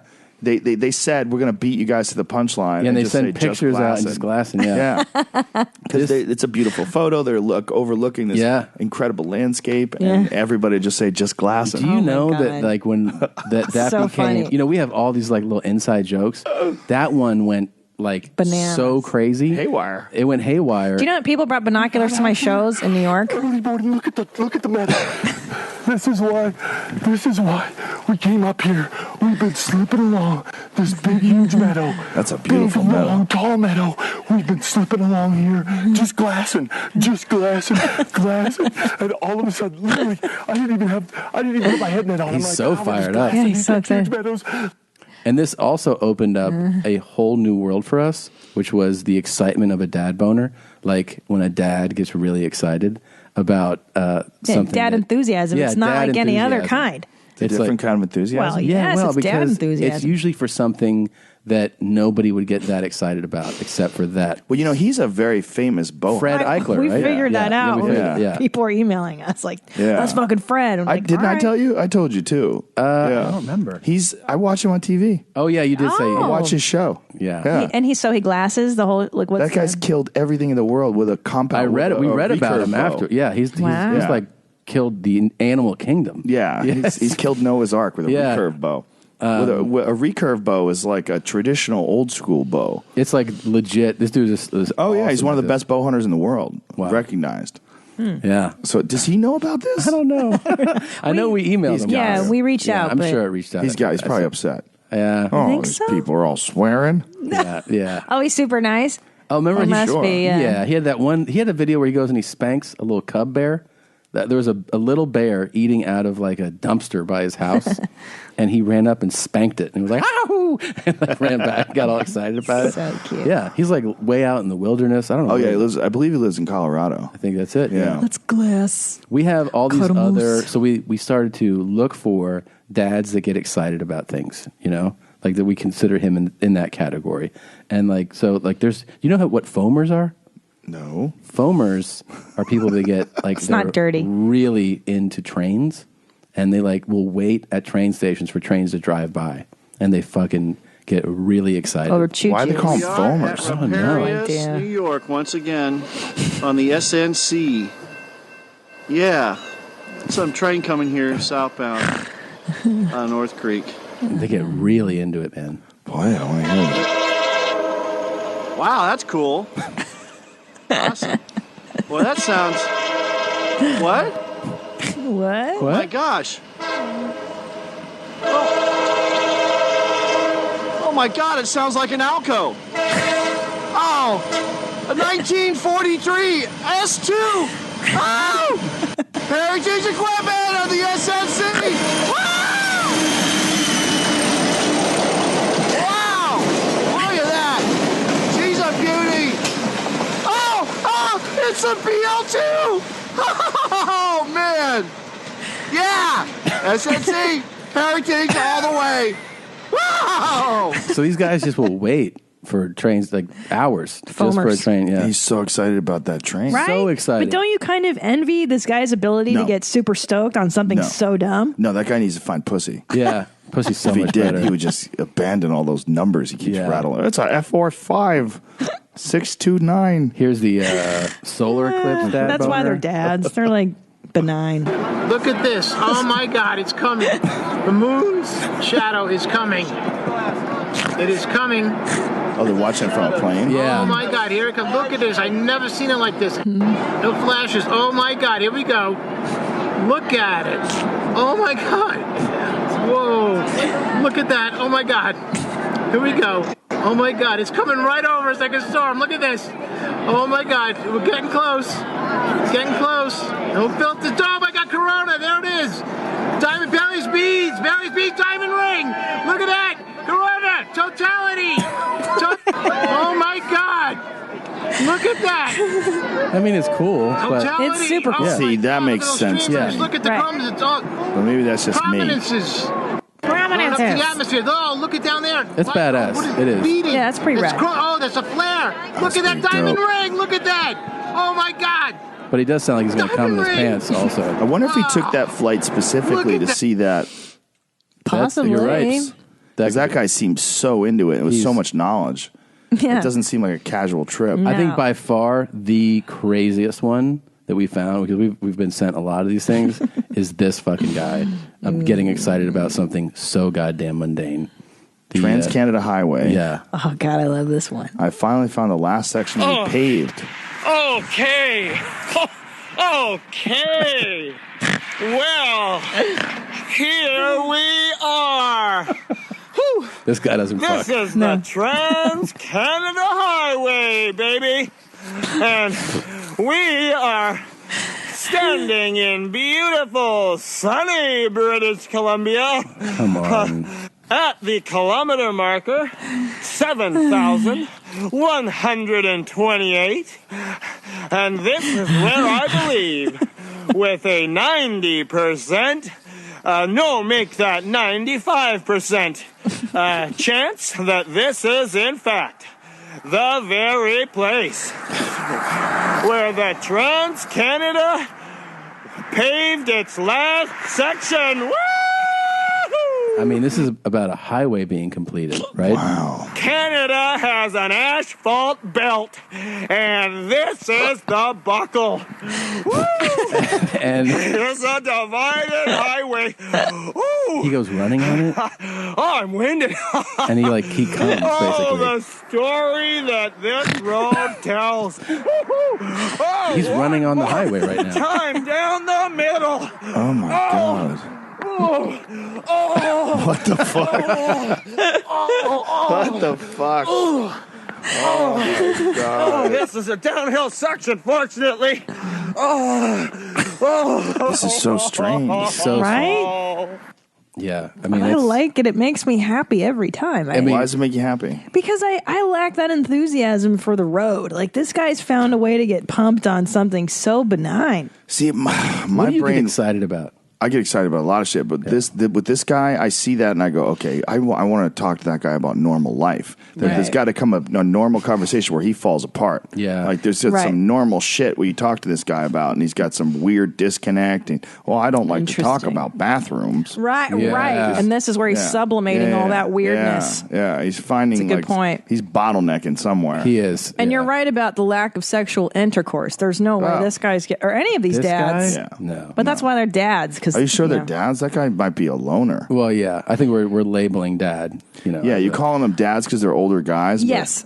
I'm assuming that they've shut it down or their wives have shut it down. The wife has a very short haircut and she's wearing culottes and sandals. You know what I mean? Like they're just both rough. shut down. Yeah. That gets sad. Ladies and gentlemen, your Trans-Canada Highway. This is yours, Canada. There would be something ironically hilarious if you heard bang, bang, and you just see this video is dedicated to all the men and the women who made this great highway possible. Thank you in all caps with exclamation points. It's just whoa. Those noises though were like.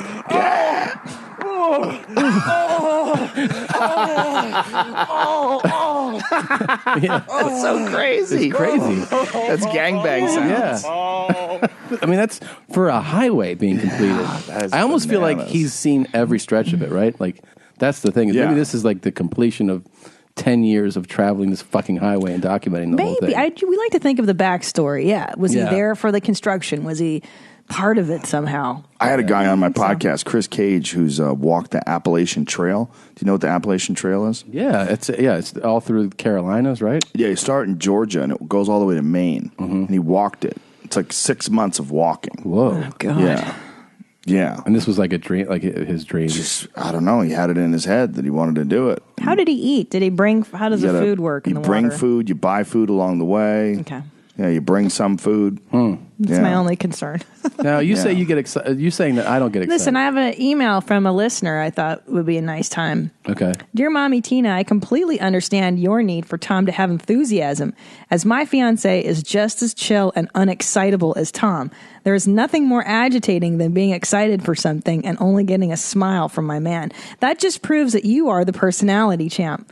Personality is all about getting excited, having different moods, and responding accordingly to other people. Clearly, Tom doesn't have what it takes to be considered a champ. It's all you. P.S. I also get farted on and treated like a sister. We are definitely into weird territory. I feel like this only happens with couples who are on the same playing field. Lots of love, Hannah. Thank you, First Hannah. of all, you made a huge mistake in giving out your email address. Just want to say that. Ridiculous. You're going to get more from Hannah now. It's Hannah's going to start crying. For sure. I caught him farting on my sister. Things are getting weird. I can't believe you think I don't get excited about anything. You seldom, I mean, we discover that Tom gets excited about football, but I mean, seldom is there a big, I mean, you've known him for years too. And Gets excited when he goes to shows, when he does a great show. I do. I get excited. how do you express your enthusiasm for I'll be a like, good show? great fucking show.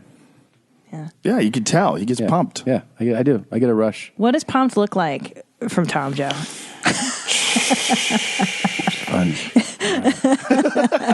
I like cars. I get excited by cars. He does get excited by cars. I saw one of his cars. And you should have seen. You it. I was do like, that, if you had yeah. a video camera on me, I was like, I was glowing at the thing. I was I like cars. I buy car magazines. I'm like a kid. with That's them, true. man. Okay. That's true. Yeah. Yeah. Oh, the Corvette, right? I had the Yeah, that was Corvette. fucking Yeah. so cool. You do I was like like a little that. kid. Yeah, I do Okay. like it. So there you go. You farted this morning horrendously. This morning. No, was it last night? Probably both. Both. Did you get excited about that too, or are you changing the subject? Well, no. I was. We made sweet marital relations, and then afterwards we were, whatever, laying around. And he goes, you're lucky. I go, why?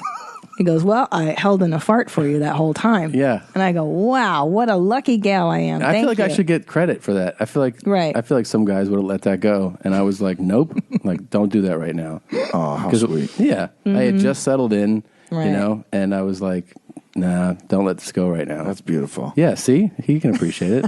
It's amazing. Would your- I get excited. Yeah, talking about this with you guys. Would your wife be, would she consider it nice too that you hold? Do you hold them in, or do you Yeah, let them fly? I try my best. Yeah. And if I do accidentally let one go, I'd let everybody know. Get out of the way. Get out of the way. Yeah, Everybody clear It's out. nice. Yeah, Yeah. Well, you got ladies around, you got little girls, right? So yeah, A house filled with girls. yeah. Oh, that's right. Being a gentleman, I got the opposite. It's all dicks all day. dicks and farts. Dicks and balls and farts. But in the Shit. same, don't you think that you get material out of that? That's probably a blessing for you. It's a blessing in disguise, and I'm used to it. I'm more male energy. Wait, I'm not good with We girl haven't stuff done anymore. this during the show. You need to do this. What? Christina. My big announcement, This means there's a big announcement coming. major. I'm so excited. What's that sound? That's Chips in a bowl. chips being poured into a bowl. That means there's a big news coming. Oh. That's a sound cue. You know how like morning shows will have like air horns or whatever. Yes. We have chips in the bowl. Chips in a bowl. What kind of chips are those? I think they're potato chips being poured into. They're so loud. It sounds like Yeah. I thought it was gambling chips. Yeah. Oh. Right. Oh, that's interesting. No, I never thought of that. No, I think I don't think that's there's a distinction made. But it's so clinky. It is. Yeah, I think they're the thin Lay's kind. That's the kind I okay. see when I Maybe hear Ruffles? It. Yeah. Could be. Yep. Okay. Anyways, big news. I'm finally shooting my hour special. Oh. And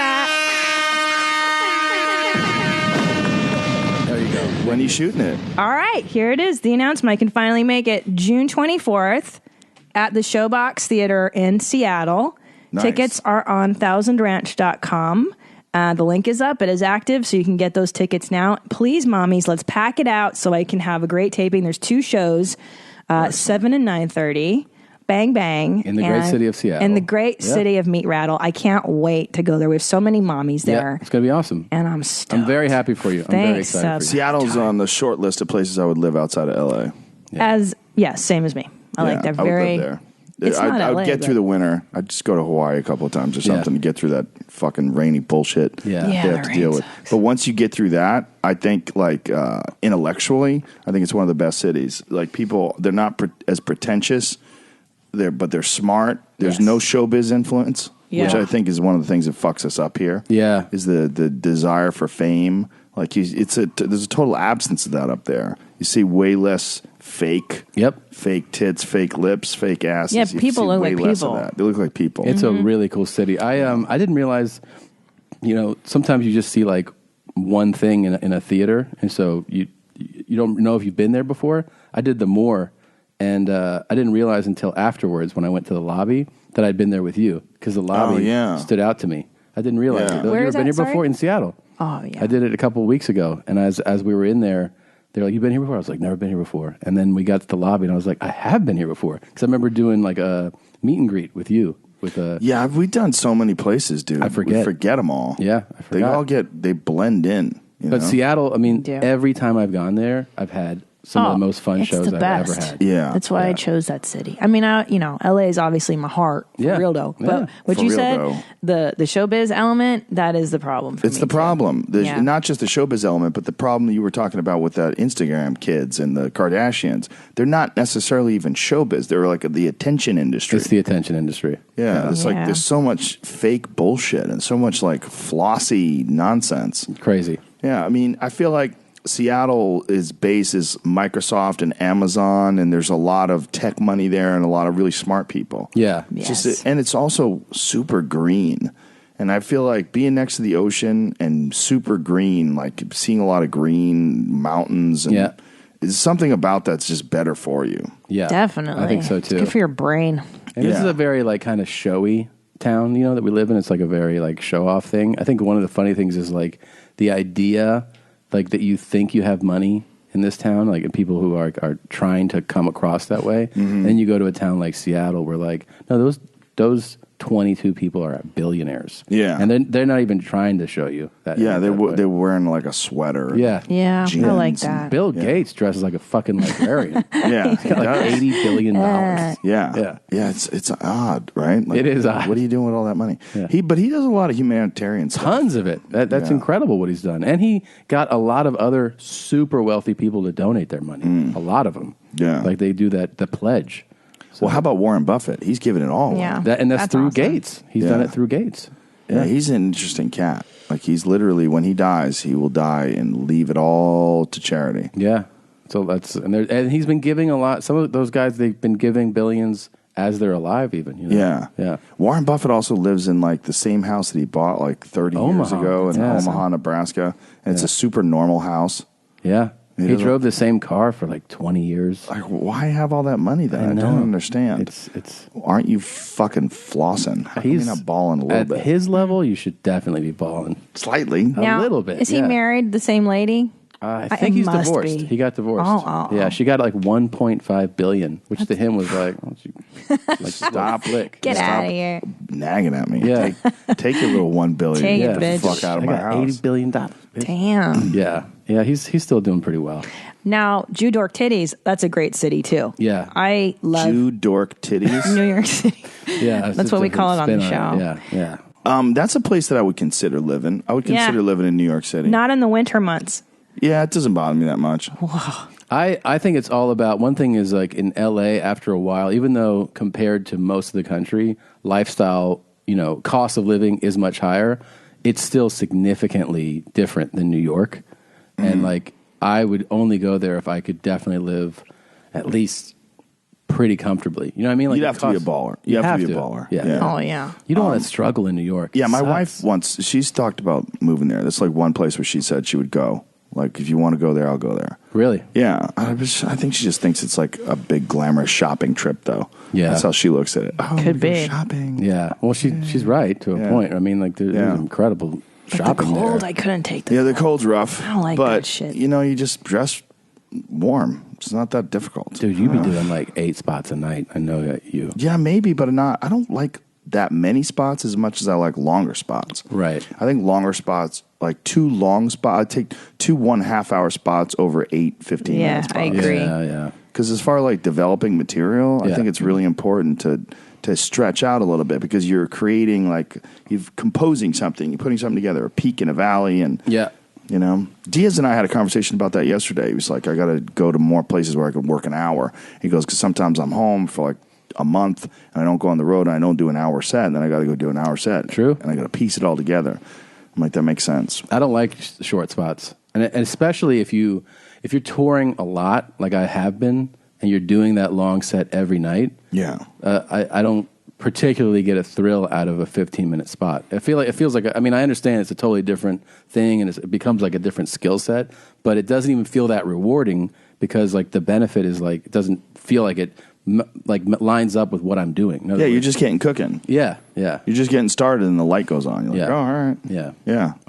Yeah, I know what you're saying. But to me, I treat them as blocks. Like I have 4 15-minute blocks. Yeah. And so like if I'm doing a set tonight, I'll say, okay, well, I did this block last night. Oh, so right. tonight I'll do this block. That's true. You know, and then one of the cool things about LA is that I can do 3 or 4 blocks a night. Like I'll do 1 set at the Improv and I'll do 2 sets at the Comedy Store. I did 3 sets at the Comedy Store and 1 set at the Improv on 2 Thursdays ago.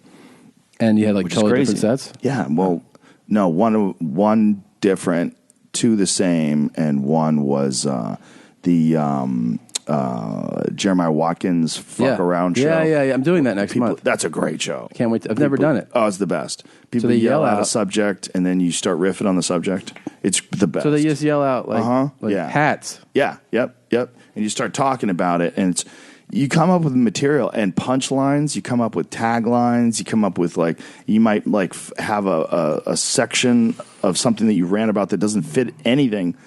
And then one day you have a new bit, and then you go, oh, and then there's that thing that I did on stage that night, and then it slides right into there. I'm a big believer in that it's not that hard, relatively speaking, to say something like a joke, come up with something funny.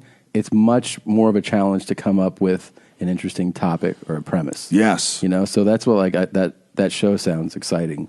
Yeah, I feel like saying talk about this topic. You're like, okay. Yeah. Premises are giant. And a point of view is giant. And then from there, I feel like it's like that's the scaffolding that you'll add jokes to. Mm-hmm. And you'll figure out a way to make it funny and figure out a way to just do it the right way. And for me, one of the things that I started doing really recently that really made a big difference is I'll have a bit, even if the bit's killing, and I know this bit's going well, it's developing well, I will, outside of stand-up, I'll sit in front of my computer and just write on that subject. Write on it in a completely different way. Like, say if I approach it from say you're talking about going on a boat. You approach it from this way, then I'll just approach it from a completely different way and just say, okay, well, this is already in the can. This one's done. All right, I've got it. So let me just try a new attack on it. And I've come up with so many different punchlines coming at it from a different angle, but forcing myself to sit in front of the computer. Yeah. And I use that program, Right Room. Have you ever showed you that program? Where it blacks everything out. Blacks everything out and gives you green font. So it's like the Matrix font. Yeah. And I just sit there and I can't access email. I don't get notifications, nothing. So when you write from the different angle, will you then in your bit do the chunk that works and then be like, or what if somebody's, and then all of a sudden present the other angle? Or sometimes it fits in. Sometimes I just find a way where it fits in. Yeah. But it's just creating more taglines, more punchlines. So you have a new hour though, right? Yeah. Oh my So how long did that take you? That didn't take you that long. 6 months. Damn. 6 months. Yeah. That's awesome. Every day I'm hustling. Yeah, you are though. But I've seen you actually. It's a good lesson, I think, for a lot of comics. Like you, it came out, and then you haven't chilled at all on that. You just were I see on posts all the time that you just spot working all the time. Yeah, I do 5 or 6 nights a week lately. At least 4. Always at least 4. Really? Yeah, I worked last night. I take off tonight.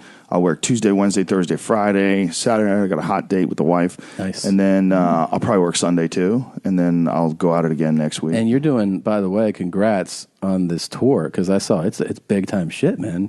Crazy. It's crazy. You're doing the theater at Madison Square Garden. Yeah. Damn, homie. It's almost sold out.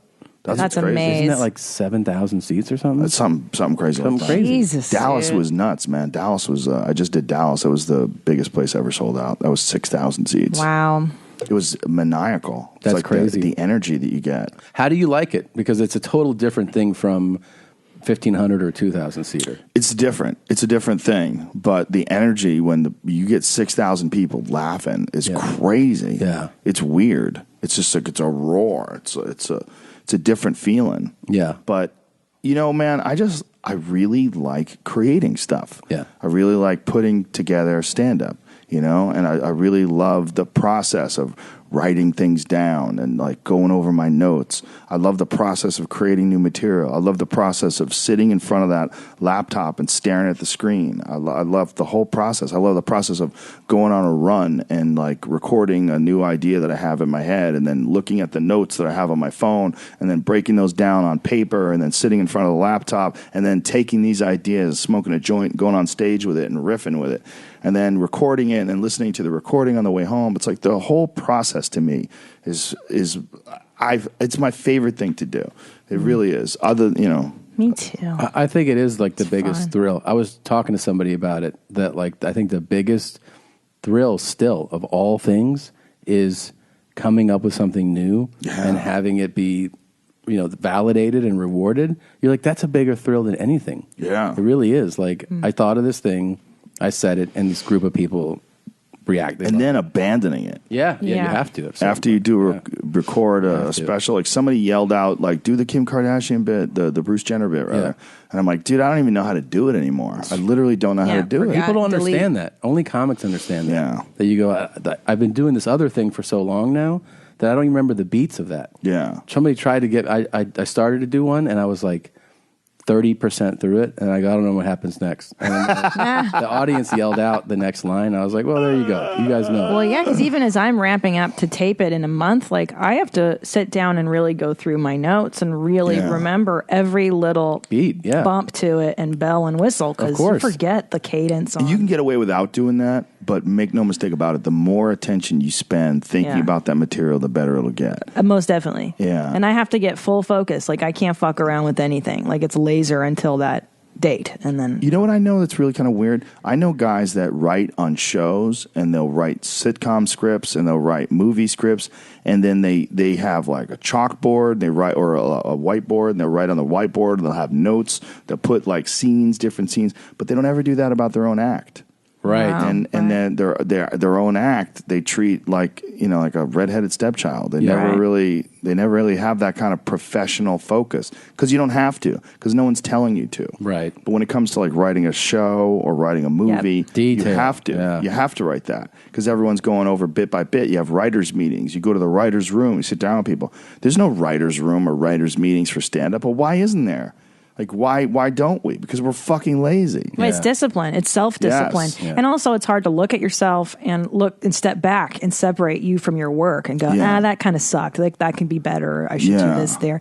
You know what I love the most is knowing that I'm about to say some crazy shit. Like when you're like, you take the risk and in your heart, you're like, oh, I'm so scared. This could be really, I shouldn't say this. And then you say it and you're like, you get addicted to that feeling. Yeah, I like that feeling part. of like, I'm going to take a leap right here. Yeah, this is scary. And then, hopefully they'll come with me. Because it's not just talking about airplanes and cats and dogs. You're like, I'm going to say some crazy shit. Yeah. And that's then the best part. there is the risk. The risk is that feeling of like, is this parachute going to open? I did it, yeah. And then you don't think about it at the time, but the knowing that a bunch of people are getting babysitters, they're spending their money, they're coming out to see you, and this massive responsibility to incite a reaction in them with just your words and thoughts and the amount of responsibility that's on you for that. It's pretty intense. I've paid more attention to it over the last year or so than I have like ever in my life. Yeah. I've ramped it up more. Yeah. I just think it's constantly, and then my standards always get higher too. It's like I can't have a new special that's not as good as the last one. So I feel like, man, I got to make sure this one's better. So I have to like watch my old one and go, well, where's there too much fluff, or where's there too much? Oh, you did that, really? Yeah. Like maybe I could have cut this down. Maybe I should have. Maybe this isn't as good as this part. You know, all that, just all sharpening the samurai sword, hammering that fucking metal down. Yeah. I know my problem is I'm a perfectionist, so like, and it's never good enough. It's never going to be. That's everybody's problem. I hate it. If anybody who's any good hates everything they do. Yeah, it's true. Gosh, everybody I know that loves their act is terrible. Everybody that tells me, "Oh, my new stuff's amazing. I love it." Like, ugh, get away from me. Yeah, it's gross.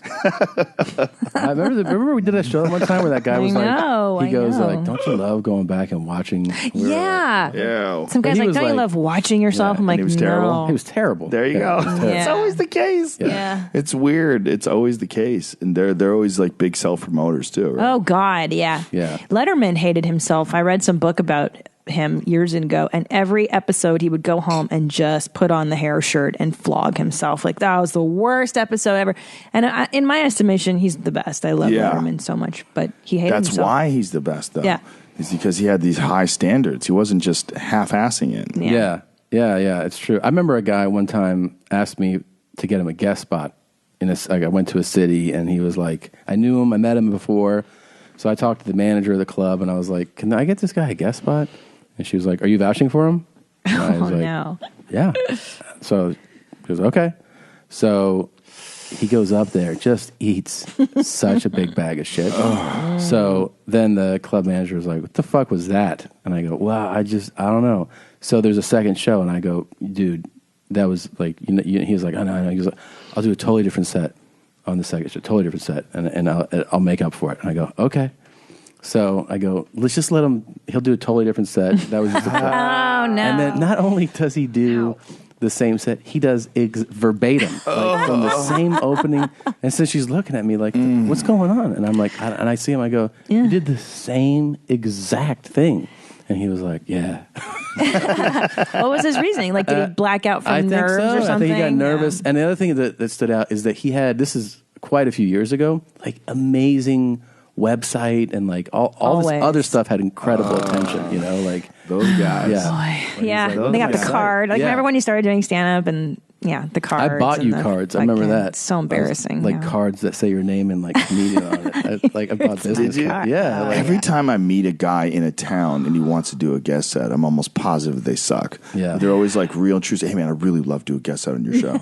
Like, what guest set? There's 6,000 people out there. You think you're going to do a guest set? The audacity, too. Mind? I know. Yeah. I've had a especially on bunch of big guys shows. do that though. Yeah. Bunch of guys do that. I've also had guys that are like marginal headliners and working comics just show up at my show and ask to do a guest set at like the Chicago Theater. That's crazy. And I'm not kidding. Yeah, 3,700 people. Yeah. Hey, I'd like to do a guest set. Hey, I'd like you to go fuck yourself. Yeah. Are you What do crazy? you tell them? What do you I say no. I go, dude, this is all set up. Yeah. Like, this guy's going to do 20. Ian's going to do 20. Tony Hinchcliffe's going to do 20. And then I'm doing an hour and 10. Like, this is what it is. This is the show. Like, there's no room for your guest set. I'll just do like 7 minutes. No, you're not doing anything. Like, I don't even know what you're doing. Yeah. I don't know what kind of. What if you go up on stage and you start doing my subjects? Yeah. Like get the fuck out of here. I just got an email a theater, too. about one for a theater show where they were like, but here's the thing: would you ever do that? never. That's the thing. Like, imagine showing up at there's if you were a musician, there's a band playing. Like, hey man, I'd just like to go home and do a song with you guys. Like, what? Get the fuck You out out of of here. your fucking mind? Well, the crazy thing about this email too, because I've had this a few times, is it's an email saying, hey, you're coming to this city. I'd love to do a set.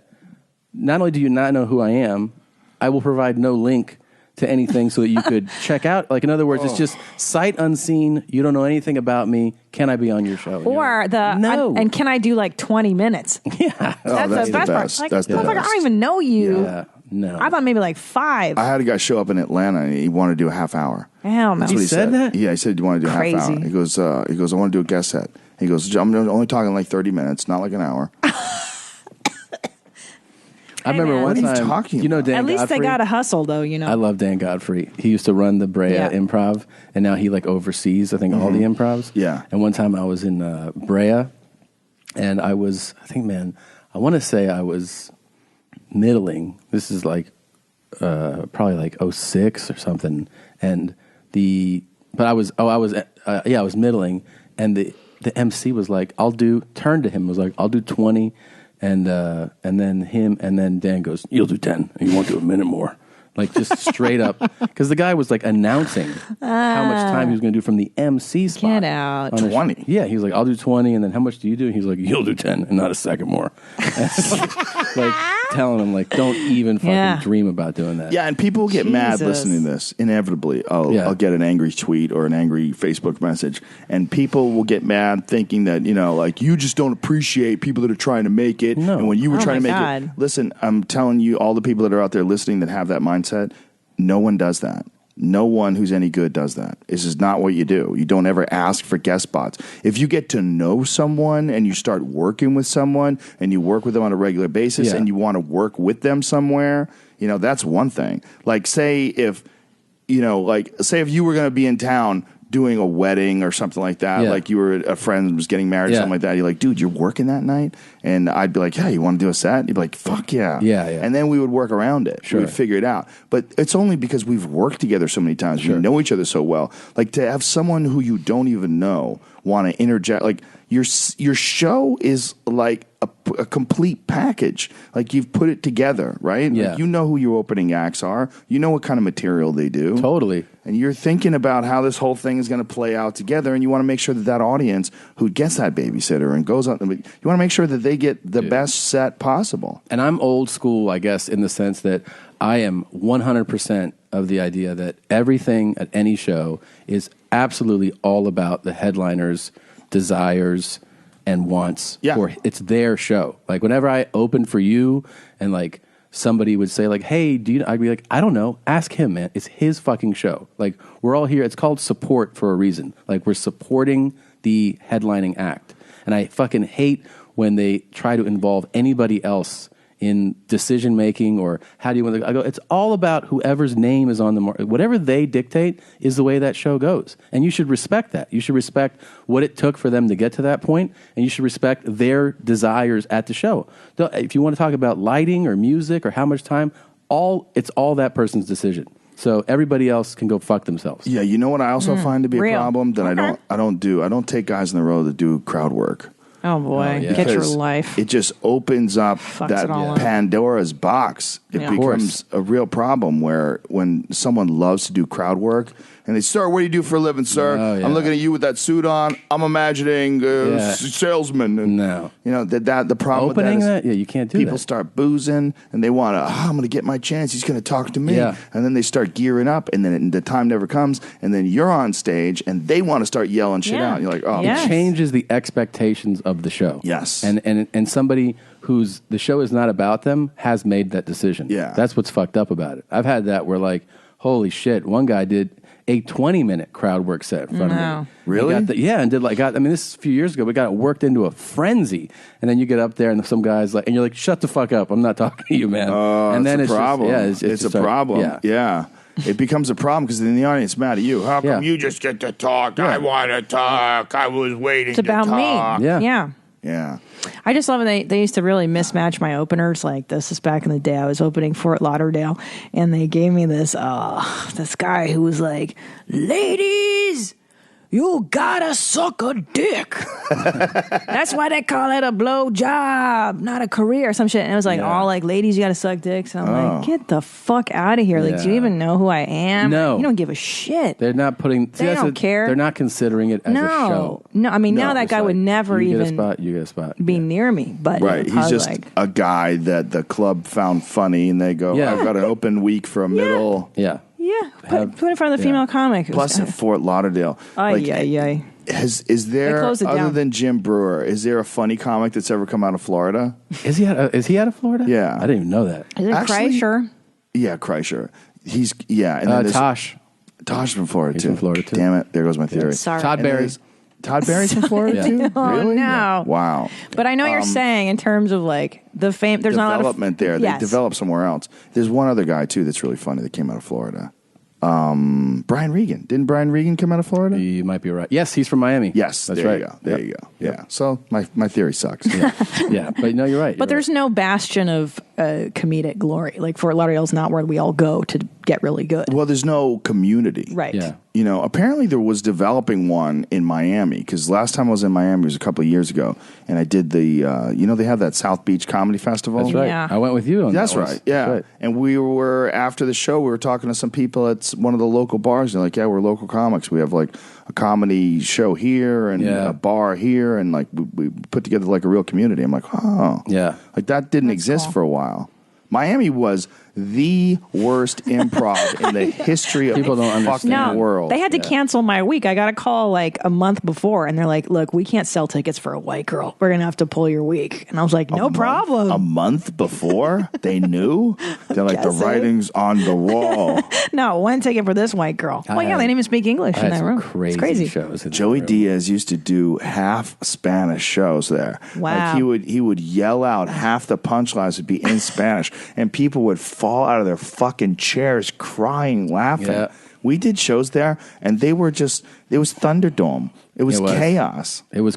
I did a set there where I would weave in and out of Spanish too, and like Oh, that's say- right. You speak full Spanish, and I would, and it would be crushing. It pandemonium, like just it would be nuts. And I did one time middling, and the headliner did 35 minutes afterwards. Oh my Wow. God! He was a Like, dick. he's like, I'm out of here. You almost have to be bilingual. to Yeah, get- man. And they're it's like a hard sell. And that, like, if you were to ask that staff, like, are you going to police the room? They'd be like, what No. the fuck's What the that? fuck Like, is that? No, dude. And everyone was 18. Yeah. The audience was all Oh. underage, and they gave away tickets. It was a whole papered room. They told me a story about how that was in Coconut Grove, Mm-hmm. and there's some bad parts near that in that area. Like they would also tell you like don't walk down the street from the club, and you're like okay, Oh, great. And so this one, there's like this Haitian gang. I forget the name of it, but anyways, dominant in that area.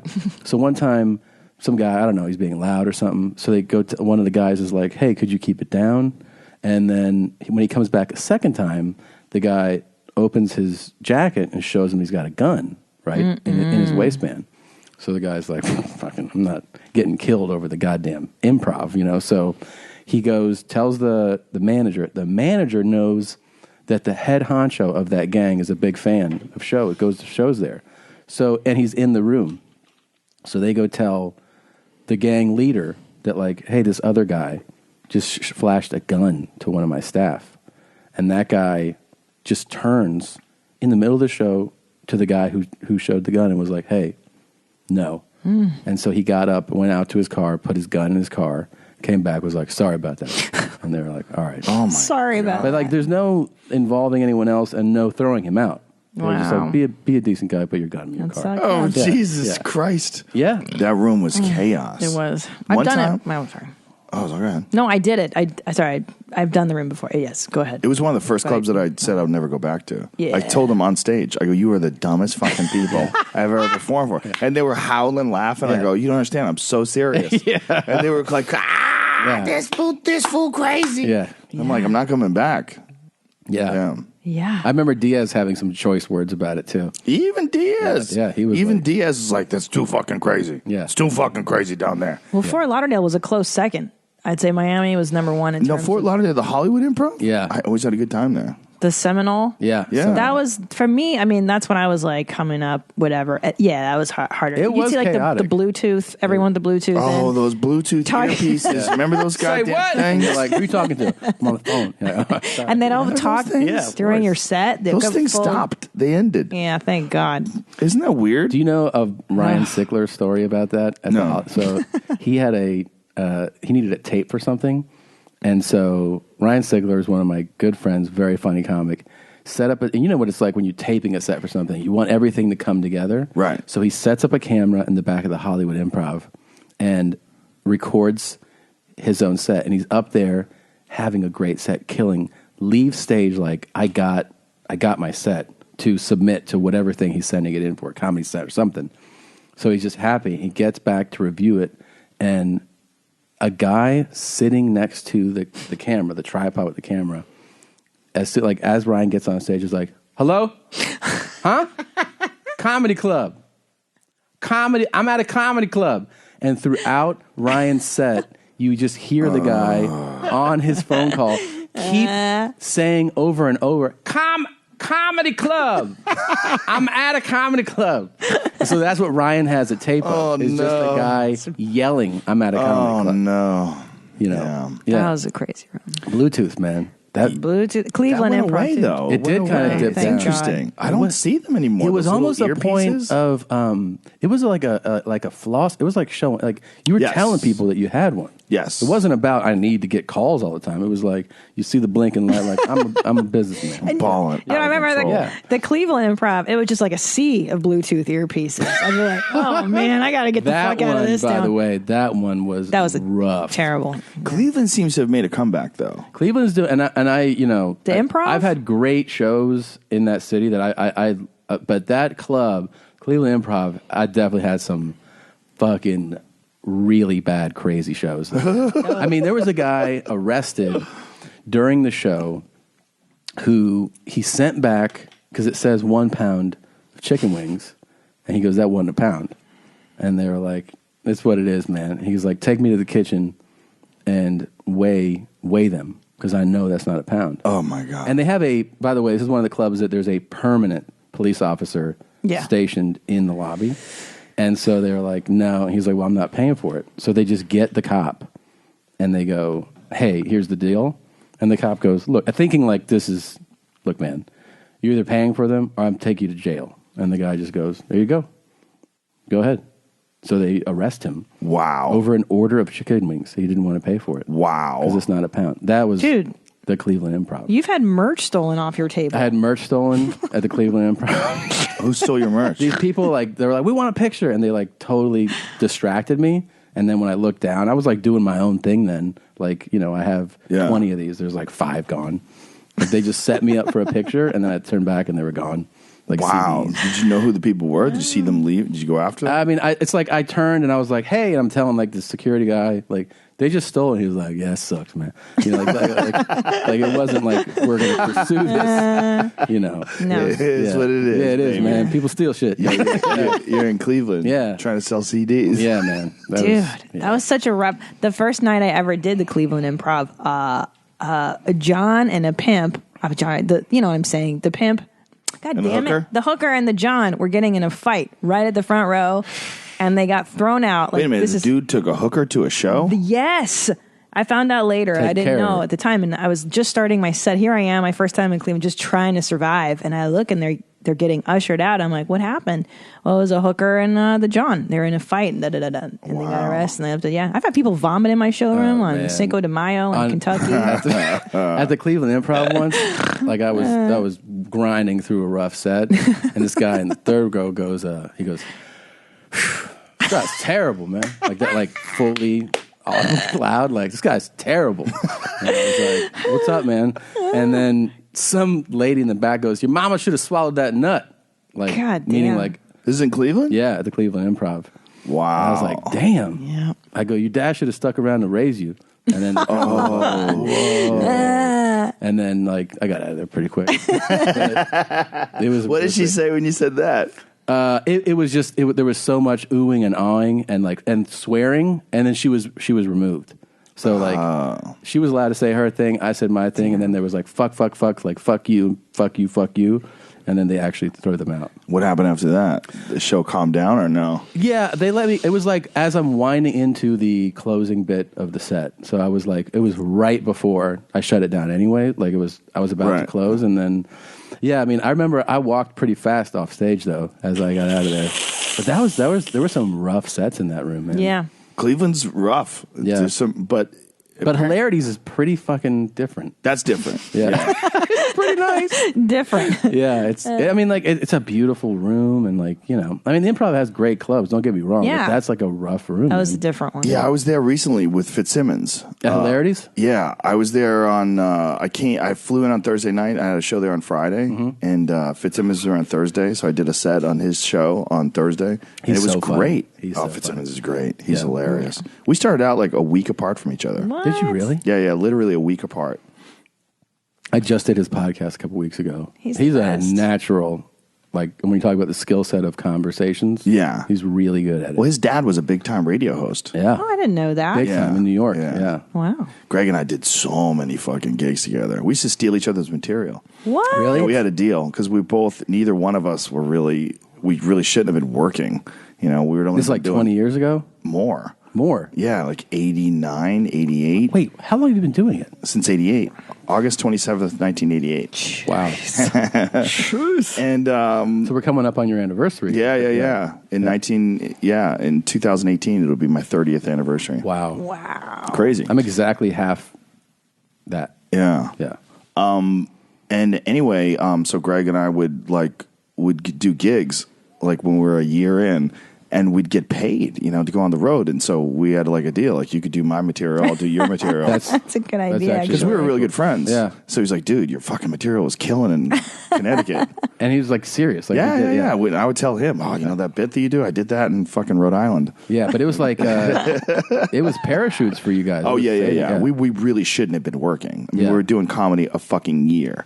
And if something went bad, it went bad. Yeah. You know, like I never recovered. Never. I mean, I can, you know, you can have a shit joke and just bounce back from it. Totally. Now, if you stumble through something, you can bounce back from it. Back then, there was no recovery. I remember opening on a bad joke and just riding that bad wave for long sets. Yeah. Because you opened bad. Yeah, I didn't you have a way fucked to up. put it back together. Yeah, you come out stumbling and you just never get your balance back. Yeah. Now if you open bad, you're like, all right, Is there one place where you won't work, where you won't get booked? It's just like, I'm not going there. Yes. Like where is it? Cleveland Improv.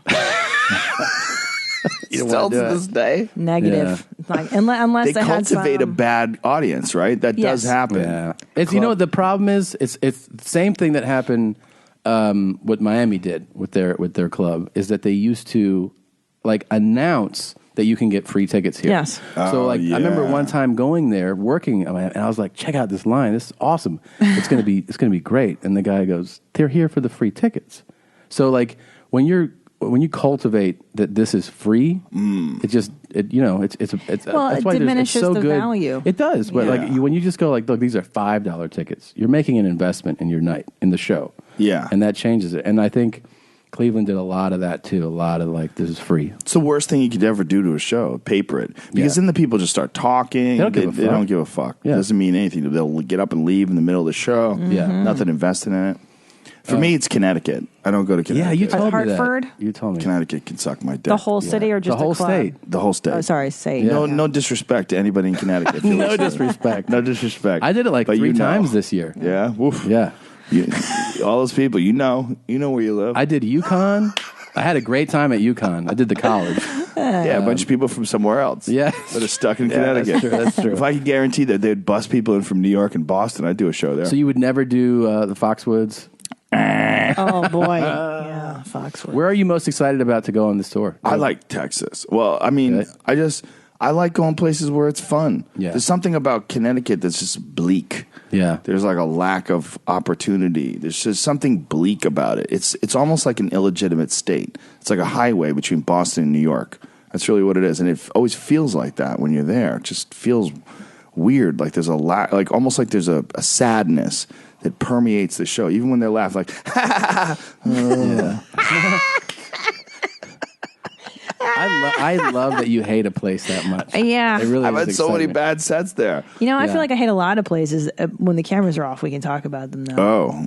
Well, Diaz and Ari and I did a show at Foxwoods a few years back, and I told them before, and I go, it was like a Monday and a Tuesday night, because they had a comedy club at Foxwoods. Oh, yeah. Wait, comedy club and restaurant. I had to put that on my website. I had a bad- Foxwoods Comedy Club and Restaurant. They make you say and Yeah, restaurant? and restaurant, yeah. They make you? Make you. On They sure did. on your promos, they're like, could you fucking say the full name? Oh, Yeah. my God. I had a Yeah. bad one there. I had a bad set there. So did I. Does anyone have that a was- great... That was the last time. And I was like, never again. I told you guys before this is probably going to suck. And Ari was like, I knew it was going to suck, but I didn't know it was going to suck. Yeah. I go, yeah, it sucked. Yeah. It's just the people they wouldn't stop heckling. They were yelling out during Ari's set, yelling out during, even Diaz is like, will you just shut the fuck up? Like yelling at them. I had someone thrown out of there, and afterwards, like some of the staff was like, so what was going on? I'm like, dude. And they were like, And the other thing is, here's a bad thing about people don't realize about casinos is that there's this total idea that it benefits any aspect of the casino to keep the customer happy, regardless of every other circumstance. In other words, somebody is upset at the restaurant. Well, let's try to make it right because they're here at the casino. We want them to stay happy, keep getting. They go to a comedy show. Well, whatever they're doing is fine. It's like no. Whatever they're doing is not fine because this is about the show. But the venue's point of view is this is a gambler. This is somebody who's here to spend money. Yeah. So we should always acquiesce to their desires and needs and don't do anything to upset them. You're like, that's not how that works, man. Like this is our show. My favorite with the casino gig, it's always how they, you've got the ding, ding, ding, ding, ding, the machine sounds, and they're like, but there's a curtain that separates the comedy club from the ding, ding, ding, ding, ding, and you can still hear it. Like, they actually have a show in Vegas at the South Point, that Dirty at 12:30. Yeah, that like you can look out and you see the casino while you're on stage. Yeah. Like the back of the room, there's the bar, and then the fucking casino's right there. It's weird. Can I ask you? Would you ever date your mom? Definitely not. First of all, she's older than me. Yeah. Second of all, she's my mom. Well, why? I'm your mom and you're my son, and I am falling in love with him. He said, "Are you really?" I said, "Yes, I am." He said, "You know what? I was scared to let you know too. I am too." We're both consenting adults. If it comes down to it, it's just like the gays. They're as long as they're over 18, everything's fine. You know what I mean? The U.S. wants to jail them for 18 months. Well, that'll fix it. They got arrested. They actually got arrested. Oh, well, they should definitely arrest them. Who gives a fuck if you want to fuck your mom? That's our point. That's true. Who cares? I don't care. I don't care at all. But I think it's that he wants to marry his mom. There comes the legality. Who gives a shit? Yeah. She's got a tattoo on her face. Yeah. I say go for it. There's that. Go back to her. Go back to her face. I definitely like relaying that it is just like the gays. It's the same that argument. It's the same. That there's nothing quite like marrying your mom. It's very strange, though, to see them making out. It's horrendous. I asked him, "Will you ever date your mom?" And he said, "Will you date your son?" I said, "Honest truth, yes, I would. Yes, I would. Because 19 years, you're the best thing that ever happened to me, and I really want to be with you the rest of my life." Okay. Wow, she's like a dumpy bag of potatoes. Tattoo on her face. It's just like the gays. You're the best thing ever. I asked him. There's no K in that. Yeah. Asked him. I asked him. That's a marry tell. your mom. There's no doctors that say, I asked him, where does it hurt? Like, asked him. When I the almost grammar feel like is that's bad. fake. It's so crazy. It feels like it, but I think it is real because I read follow-up articles about getting arrested and everything. Yeah. So what do? They tell them you got to stop fucking? They go, all right, we're going to stop. How they do it. I think it's the marriage part, not the fucking. Yeah, that's true. But I also feel like if you're fucking or like you want to get married to your mom, like you just stay inside and don't tell shut the anyone fuck up about it. Yeah. It's that they're doing this. See, that's the problem with today's society is that everybody has to be out and proud about every stupid fucking thing they're doing. Yeah. What happened to a little sense of shame? Keep it inside. You know it's fucking weird. Yeah. You know it's weird. Yeah, it's just like with the gays, right? Yeah, it's just right? Exactly like those gays, like Joe. with the gays. It's just like the gays. It's just like the gays. so What a not crazy like the quote. gays. No. long as they're The in- gay people, it's definitely, unless you're fucking your dad. It's different. Yeah. Well, that's not different. Well, speaking of that, Do your incest fantasies haunt you? Do you feel guilt or shame around them? Maybe you've never allowed yourself to have them because you think you would be a horrible person if you ever went there. So it's all suppressed. she went on to say that she started to masturbate and then thought of everyone in her family and realized the only one that turned her on was her dad. She thought about her mom and her son and all these people, and she's like, they didn't do anything for me, but dad did. And it also made me think, It's just like the gays. you know. Real quick, were you with me when we were, when I did, I don't know if you were with me that time, when I did, what's it called, Jim, when it was Opie and Jim. And we watched that, were you with me when we watched the footage of the guy at the carport, the guy in the garage, the Asian guy? Oh, Jesus. Which one was it? What was it? Let me see. So Did depressing. this footage? It's a car backing into a garage, like a mechanic shop, I'm basically. gonna watch his face while this plays. Does this look familiar or no? Not yet. I've seen too much. Yeah, that's true. Because people ask like different views on this.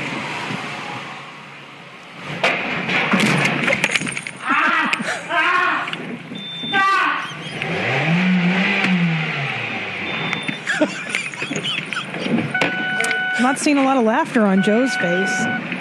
Your face, I see a lot of laughter.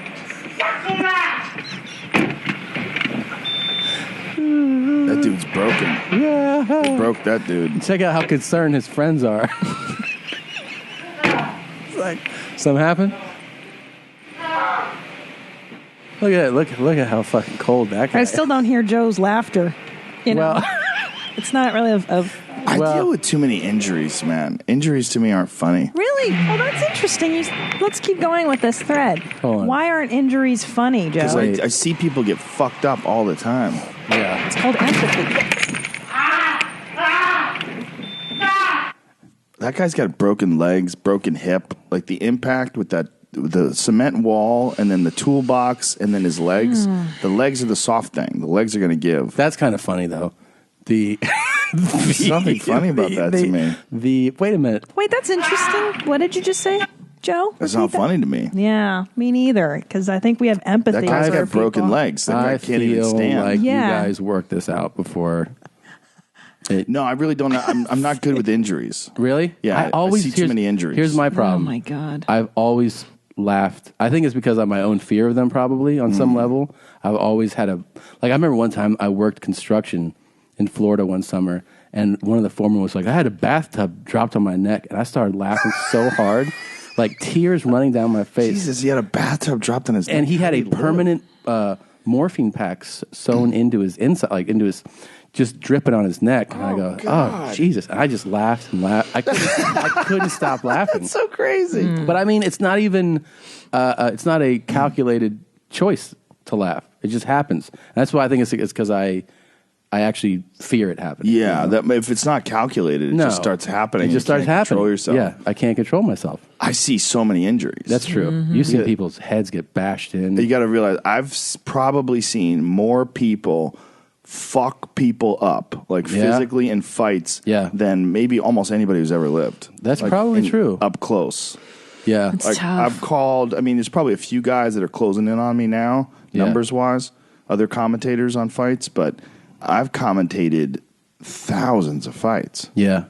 Think about that. All the different concussions I've seen, all the different knockouts. Now, here's the funny thing is that I don't laugh when I see head trauma.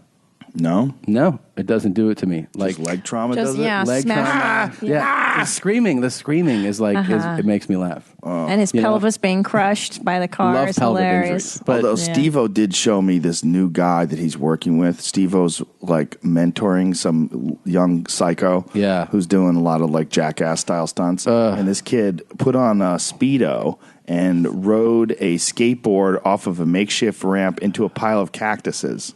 It was so fucking crazy. I was watching this guy like, oh my God. Like my whole body. You know that thing we get when you see someone about to get in an accident and like the tense adrenaline pumps through your body and like it's almost like you feel like sharp pointers all over your skin. Yeah, that's how I felt when I watched this kid launch his body into the cactus. Like, no. We saw one I don't last like week. Remember that horrible? Yeah, don't talk about it again. Oof, where this dude was trying to do a jackass stunt, and he tied a rope around his nutsack and tied the other end to a tree, and then ran and jumped. Oh no! Did he rip his balls off? Yeah.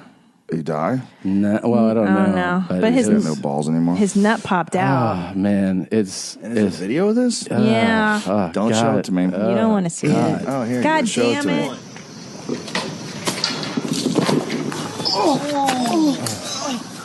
Oh, I can't. I can't. Oh. Get her off. Get her off. Oh, my nuts. My nut came out. Dipshit. My nut came out. Well, what did you think was going to happen? Oh, my God. Oh, my God. Oh, my God. Oh, my God. Why would you even do that? I can't even look at that. I can't even look at that. I don't like. I can't. Yeah. See, like that doesn't make me laugh. That just freaks me out. But do you think that? I mean, this is like a cliche thing to say, but don't you think that in some ways is evolution? Like that there Wiping that dude out. There's dumb people that will do dumb things, and it's almost they're supposed to die or lose their ability. I mean, it's kind of symbolic that this guy's tying this to his reproductive organs. You're right. And No, you're jumping right. off of- Maybe it's an unconscious wish fulfillment. Like he doesn't want to live to reproduce. Yeah. And There's he something knows. there. I mean, what would be best case scenario there? It would hurt his balls and they wouldn't rip off. Yeah, I mean, right. He jumped with that rope tied. Oh my God, dude. Oh my God, guys. Oh my. Okay. All right. So unnecessary. Oh my God. Anything else, Gene? Fart, yeah. Anything? Fart in. No, I mean, I wanted to talk about your morning farts, but that, I got it. My morning fart? As opposed to what? Evening farts? They're different. Well, I'm a real. I don't know if you are. I wake up with lots of noises. No, just all. I'm honk, Working, fart. Like burping. I'm a symphony in the Do you find that your digestive tract and everything is working better? Working better since your diet? 100%. Yeah. He used to shit a lot worse, and now it's much better. Yeah. He used to have like diarrhea every day. Yeah, I it's think true, he's really. allergic to It's true. sugar or some reaction to sugar. everybody is. When I have like even now, I'll be pretty clean for a number of days, even weeks. And I'll be like, I'm gonna eat this right now, and I'll indulge in something rich in sugar. It fucking never agrees with me. Oh, it kills you. Yeah. You got used to it for a while, right? Yeah. And now that you're not used to it, your body doesn't know what to do with it. Like, what is this? I actually found that in a lot of times, what I want is just like a taste of something. I'll just have a bite, and I'll be like, I used to go like, I'll have 70 bites of that, and now it's like one or two kind of satisfies it, and then I don't feel sick. Isn't that Zevia stuff fucking amazing, dude? I love it. I hate it. Do you? Yeah, she hates it. Tastes nasty the as hell. water guy. Spit it out. He wouldn't even drink it. Yeah, Martin Risa spit it out, but my theory on it is this though: as somebody who's like restricting themselves from sweetness all the time, it's like an indulgence you can have. Right? Yes. So it is like I notice it's a lot. It's too sweet for a lot of people's palate, but you don't know how much sugar they're regularly having. In other words, for me, I feel like it's that it's like the free cheat, right? So you have your Zevia, you taste sweetness again. It's not. It doesn't bother me even a little. I enjoy the taste. You know what? totally I feel like it's too synthetic tasting. Yeah. That's what bothers me. It's like I like the Dr. Pepper alike taste, but Yeah. I like a La Croix. I'd rather do that. Oh, those are great. I Yeah, love those I too. like those 'cause those are little so sweet- light. Yes. But they have Zevia water where it's just like the tiniest hint of flavor. It's more like a La Croix. Okay. Maybe yeah, I'll so check they that have one the out. Zevia soda. They have Zevia energy drinks too, which are amazing. They're really good. They're Do you so know much that- better tasting than Red Bull. Oh yeah, I yeah, hate Red totally. Bull. People, we get a lot of song submissions. People send in songs they make. Do you know, like somebody made "Let's Go Water Champ" that you said into a song? Like, and they do. Please tell the audience so I can have pretty record good that you're impressed with my water consumption. So who's the water champ? You're the water champ. You've been the water champ for as long as I've known you. Pound the water. Pound the water. You've been the water champ for Propaganda. as long as I've known you. Let's go. Let's go. Let's go. Water champ. Pound the water. Pound the water. Let's go. Let's go. Let's go. Water champ. Pound Catchy. the water. Pound the water. That's what I'm talking about. Current water champion. Tom gets it running away. Let's go. Let's go. Let's go. Water champ. Pound the water. Pound the water.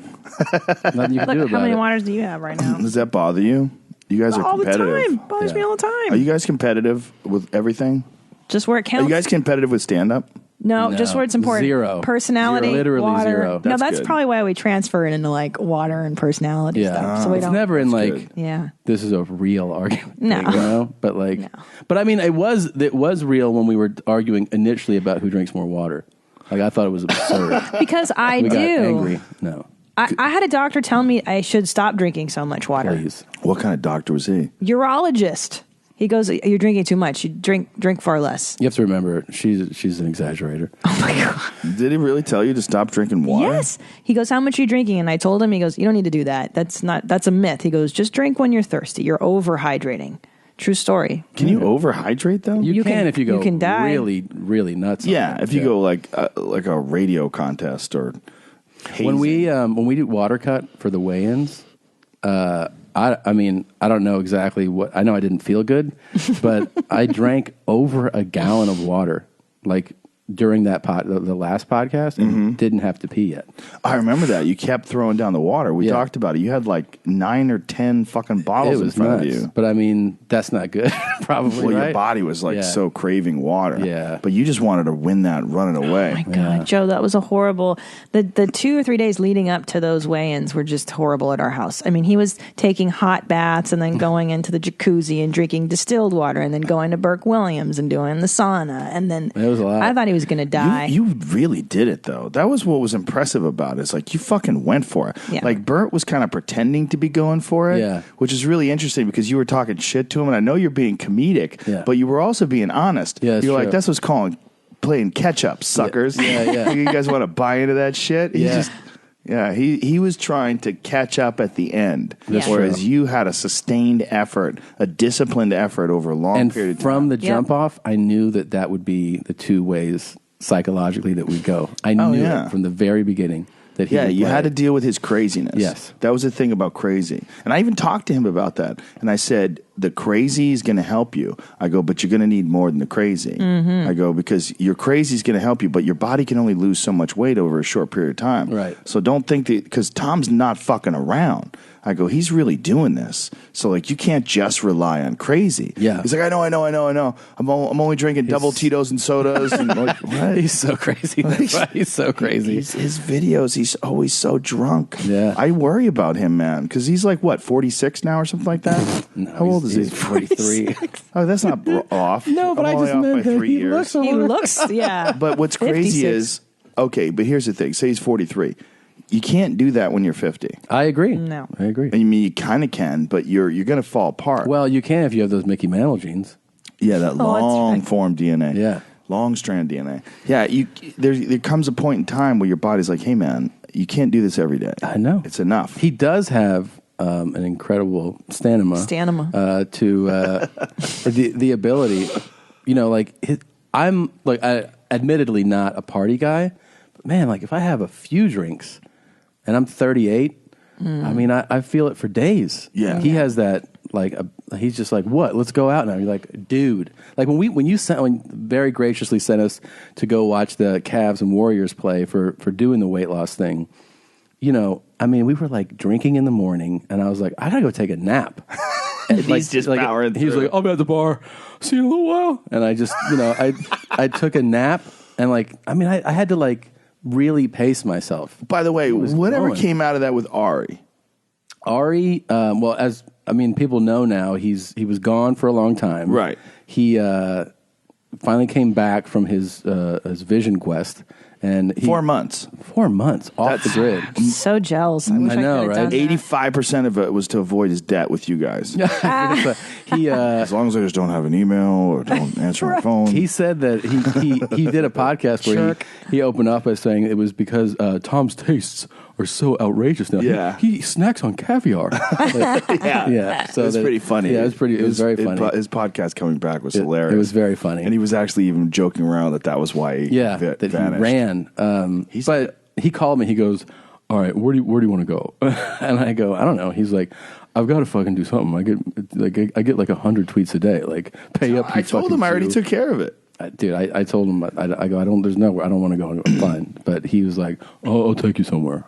Well, he fucked up when it happened at the time. Yeah. You're supposed to step up then. Yeah. He was trying to figure his way out of it. Yeah, he was trying to you were no. 0.15 things short of that. I'm like, all right, man.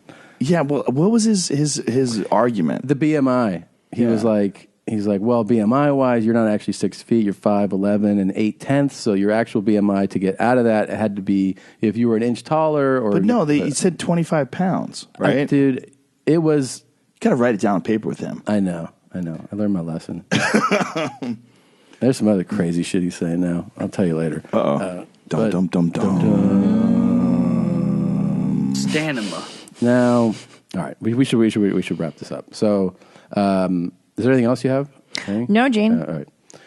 Thank you for coming, Joe. Yeah, My thank pleasure. you so much. We do this rundown at the top of dates, but just so you know, you can go to joerogan.net/tour. And he's doing, You better hop on it because you added all these shows, and those are going to go quick. Yeah, I added second shows to like a lot of places. Yeah, it's going to be nuts. Here's the song "How I Glass" by Young Patreon on our way out. Thanks a lot for coming, man. My pleasure. Thanks for having me. me. Yeah.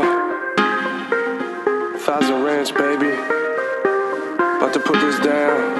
Young Patreon. Patreon, put that down. Young Patreon. Put that down. Patreon, get in here.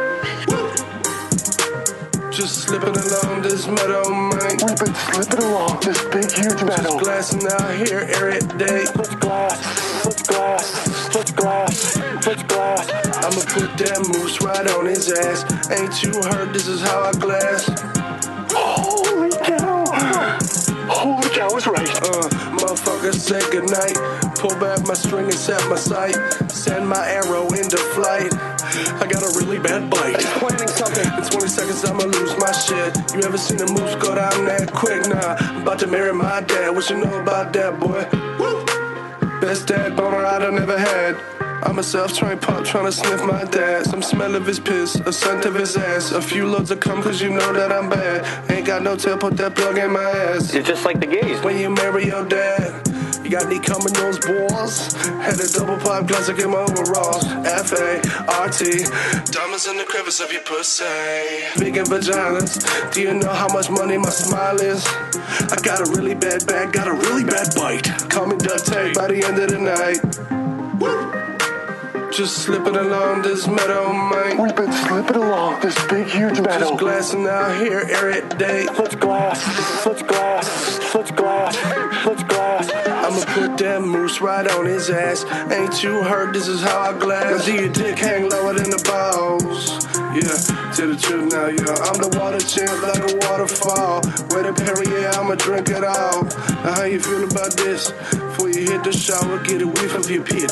I like my hammock swinging low. Now you can shit in my mouth through the hammock hole. Let's glass, let's glass, let's glass. I got a moose. Let's glass, let's glass, let's glass. I got a moose.